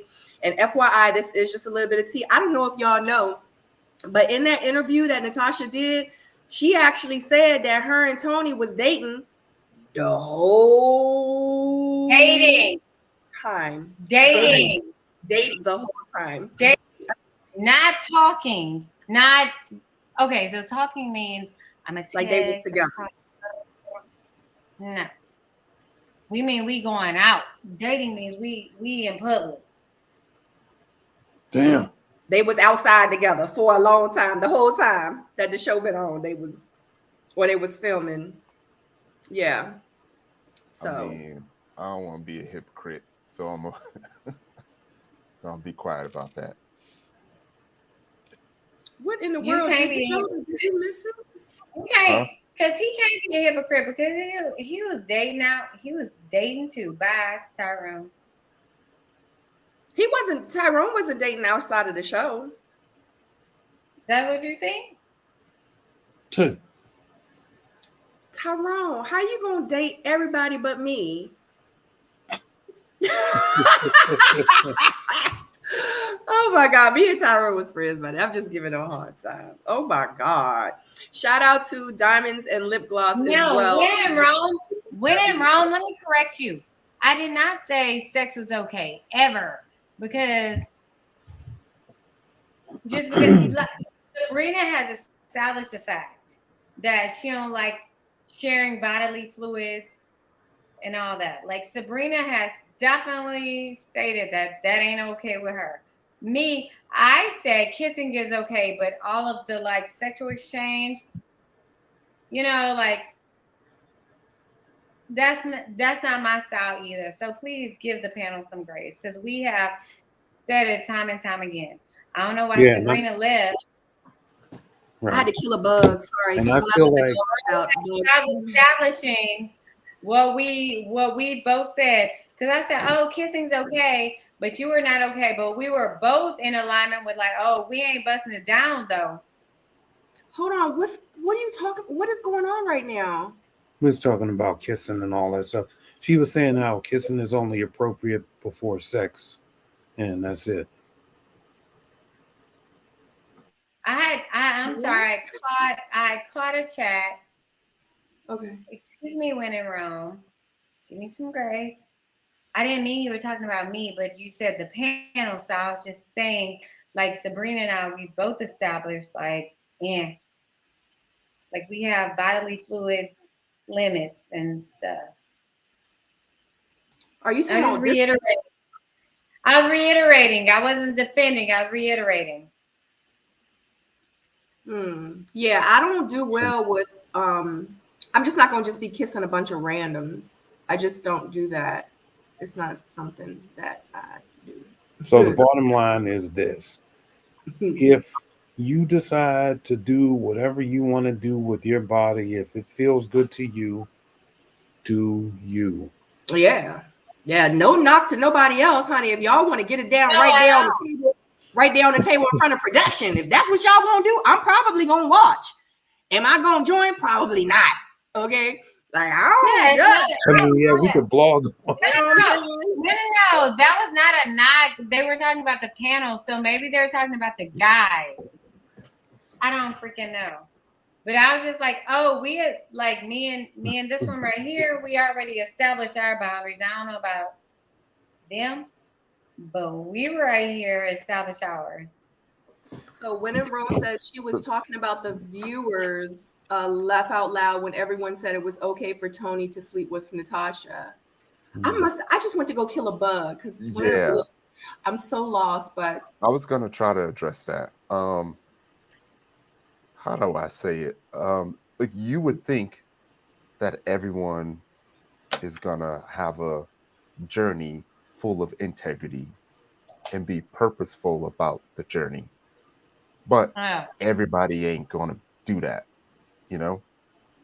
And sometimes you can get upset when you see someone not taking the journey seriously. So I get it, but you do have to understand that everyone is not going to take it seriously. Everyone is not going to go about the journey like you want them to. And there's no way to vet that. There's no way to prove that, you know. So I see a lot of complaints about why don't they bring people on that's going to be that way, where you know people could lie, you know, in the interviews and stuff. So But you know what, Ty, at the same time, like I can say what I want to, I can say what I say, what works for me.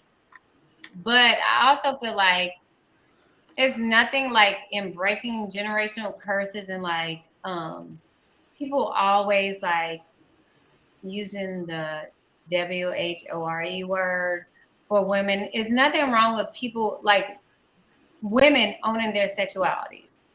Like right. I was recently like on a panel and this woman said, like, what is the difference between a guy thinking, oh, I'm gonna hit this, and a woman thinking, I'm about to hit this? Like he's thinking, oh, I'm taking this. And the lady, she was like, I've been in a situation where I was like, I'm taking it from you. So I also do believe, like, since we're after hours, I do believe there's nothing wrong with like women, because that's like been the old age cliche. Like they always want to label women who are in control of their sexuality, who agree and believe with like their self pleasing with like whatever works with them. I have no problem with it. Like I'm definitely not shunning that at all. My thing is like for me in this ready to love bubble, I ain't doing it at all. It's a small little circle. I don't want nobody saying, oh, she did this. Like, you know, it's like a little tight-knit community. But for some women who has like who's in control of their sexuality and their femininity, I have like I'm not judging you or your control at all. What I had to say was in reference to this ready to love bubble we have. But like with women in life, that's on us. I don't believe like women should be mislabeled because they're in control of their sexuality. Because like I said, you know, I'm 40 plus, so I know how it feels. Like sometimes we like we want what we want. So sis, go get it if that's what you want. I ain't judging you. is there a limit though? Judge. 2 cast members, Is there 3 cast members, again? 4 cast members before you label her I'm not, or him? but I'm not okay. But again, I'm talking about women in general. I'm not talking about cast. Okay. I have never and will never deal with a cast member because I feel like that is something different. Like we're in a small, like we're all on the short bus. Mm-hmm. So whatever, if you sit in a seat with somebody gonna know you sat in a seat with them. Whereas in real life, like outside of our bubble, our specific bubble, women owning their sexuality, going to like please themselves, owning that, I have no problem with it. Like we're talking about two different lines here, Ty. No. So I just wanted to distinguish that I'm talking about two lines. Like I'm not judging anybody outside of the bubble that we're speaking about. Got you.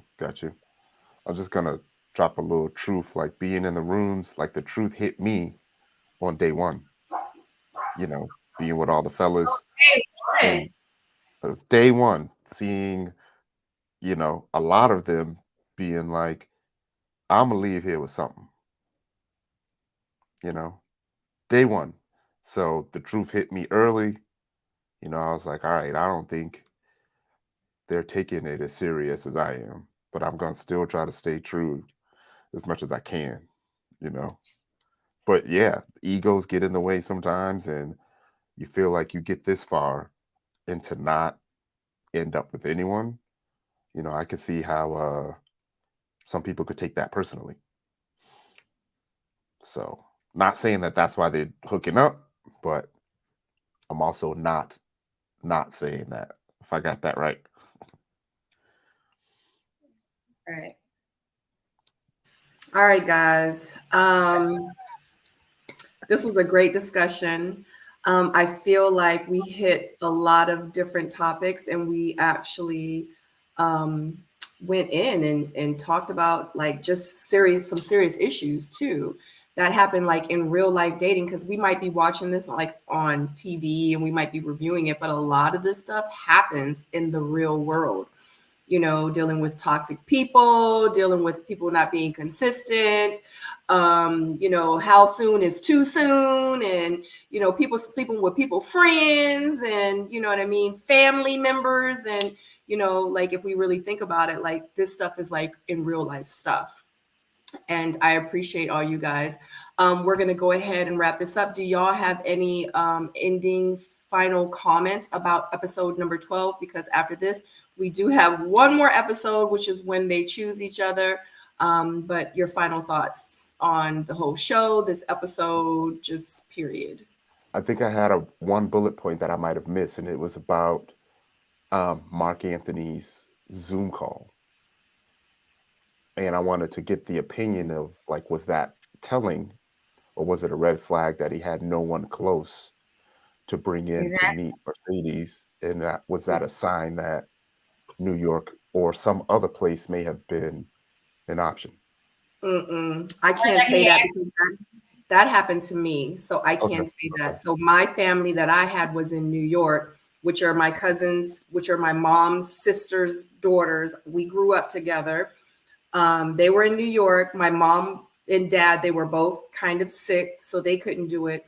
Other than that, I don't have any family. All my other family is on my father's side, and they're on the West Coast, and I don't really talk to them. So, and my best friend Angel, but everybody other than my family are my close friends, and they actually were all on my friend's date. They weren't all supposed to be there, but other than that, that's all I had. So I couldn't get Angel to do it because she was already on my friend's date. You see what I mean? So everybody in that room, plus my cousins in New York, are literally the only family and very close friends that I have in my life. So I wouldn't, and I'm just saying that because I went through that. And we Skyped her when she was in New York. So yeah, and and also come down because she just had a baby. I'm sorry, go ahead. No, that's all right. And I was going to say, and Miami is a place where there's a bunch of transplants there. So, you know, I just moved out there and didn't have any family. Yeah. What were you about to say, Stacey? Were you, or was it PO that was about to say something? No, because I was going to, had I made it there, I was going to actually bring my family or my closest friends. Like similar to you, even though like mine probably would have Skyped because I live here, but my family are, you know, my closest friends aren't here. I have close friends here, but they're the type of jobs they have, they couldn't have done it. You know what I mean? So I probably would have Skyped too. But I understand what you're saying, Ty. It was Ty who made that point, right? Yes. Yeah, I was basically just trying to see I if there think was a it says a correlation. lot. I think the correlation is that Mark Anthony ain't really in Miami. I think what you're saying is the obvious. He ain't really there and he ain't serious about nothing. And he's on there as eye candy. And he wasted a spot. Yeah. Now, Mark Anybody, Anthony, Damn. next week, y'all be mad at me. anybody else have any final thoughts? All right. So we are getting ready to wrap it up. I feel like we could stay on here and say so much. We can stop and think and bring some more stuff up. But I feel like we're going to have a lot to say next Friday. And after that, we're going to have the panel review on Tuesday. But don't forget, guys, tomorrow night on the Missing Link at 8 p.m., I'm going to have Blue. And on Thursday on the Missing Link, I'm going to have Blake. Both at 8 p.m. If you have not hit the thumbs up for this video yet, I would so greatly appreciate it. It's still 322 of you. We actually lost about 80 of you, which are probably men. And when Tyrone and P.O. started to take their shirts off, but it's 245 thumbs up, 319 of you still in the room. So greatly appreciated. If you hit that thumbs up, if you are not subscribed to my channel, I would love to have you. If you are not part of my membership, here, my Seoul Mate community, definitely click that membership button. There's 4 tiers to choose from. If you are a member by the end of April, the very beginning of May 1st, you will get some Seoul Mate merch sent to you. And other than that, yeah, thank you so much, guys, for joining me. I love you so much. We're going to go around the room to let you guys know where you can find the panelists on social media or if they have a YouTube channel. And then, yeah, and also, too, happy Tuesday, and you can follow me at Miss Sabrina Soul everywhere on all platforms, especially on Instagram. Follow me on Instagram and Facebook and Twitter and TikTok. Okay, Tyrone. Yeah, like I said, always a pleasure. So much fun being on the panel. It is one of my outlets. People on the cast, I would highly suggest to try to get some counseling right now. Also, shout out to y'all for making it this far. We are family, as I mentioned. Everyone else, it's been fun. The chat, you know how I feel about y'all. I love y'all. Sabrina puts in a lot of work. You know, this is not easy. So shout out to Sabrina for putting this all together. Stacy, Paul, always fun. I look forward to next week and whatever happens in the future. So Ty Wilson 21 everywhere. Even Cash App. Yo, Venmo. Yeah, Venmo. Yeah, get that too. Apple Pay. Yeah. No, it's PO 100 sightings on IG. I just want to piggyback off of what Ty said. Dr. Hogan, right? He's there, or whoever they, have, whoever they designated to do mental health counseling for the castmates. Reach out and just talk, like, get through this, whatever it takes. It's gonna be a rough one, but I congratulate all of you for going through this whole process. 12 episodes, 13 episodes is a very, very long and rocky road. I know y'all got beat up, waking up every day. Kudos to y'all and the panel and everybody else. Sorry that we won't be we'll only be having like 3 more episodes to talk about. Y'all gonna be on to the next, but that's how it goes. Stacy B. All right. Thank y'all. I wish y'all a happy Easter. Y'all know I'm Stacy_B with 3 E's on Instagram because Lord knows I got all these kids, all these liabilities, Lord. So I can't manage social media because I got liabilities. But on a serious note, I want to congratulate Sabrina because y'all have no idea what goes into making this happen for y'all. So like up until the wire, like Sabrina had she had shit after shit occurring today. And she wanted to make sure she had something good for y'all. And so she, up until the wire, she was producing the best, like getting it down for y'all. So kudos to Sabrina tonight. Kudos to the men for doing 50,000 push-ups, especially Paul. We're so happy to have steel cut oats this week so that your chest can look bigger than what it normally is. Although you smell very and you have an 850 credit score. Like, kudos to all of you. Oh my God. Thank you so much. Like literally, like y'all, thank y'all for embracing me and my opinions, because sometimes I don't side with what everyone sides with, and I see things differently. And I appreciate y'all for rocking with me, and I appreciate Sabrina for having me here, and Pio and Ty for just playing with my little ass. But y'all have a happy and blessed Easter. We won't see y'all till next week. I wish y'all the best. I will finally be able to eat meat, so I won't be looking so po after this week. Bye. Love you. Bye. We love you. Bye. Are we gonna like, is that it? What happened? It's just, No, are we I think done?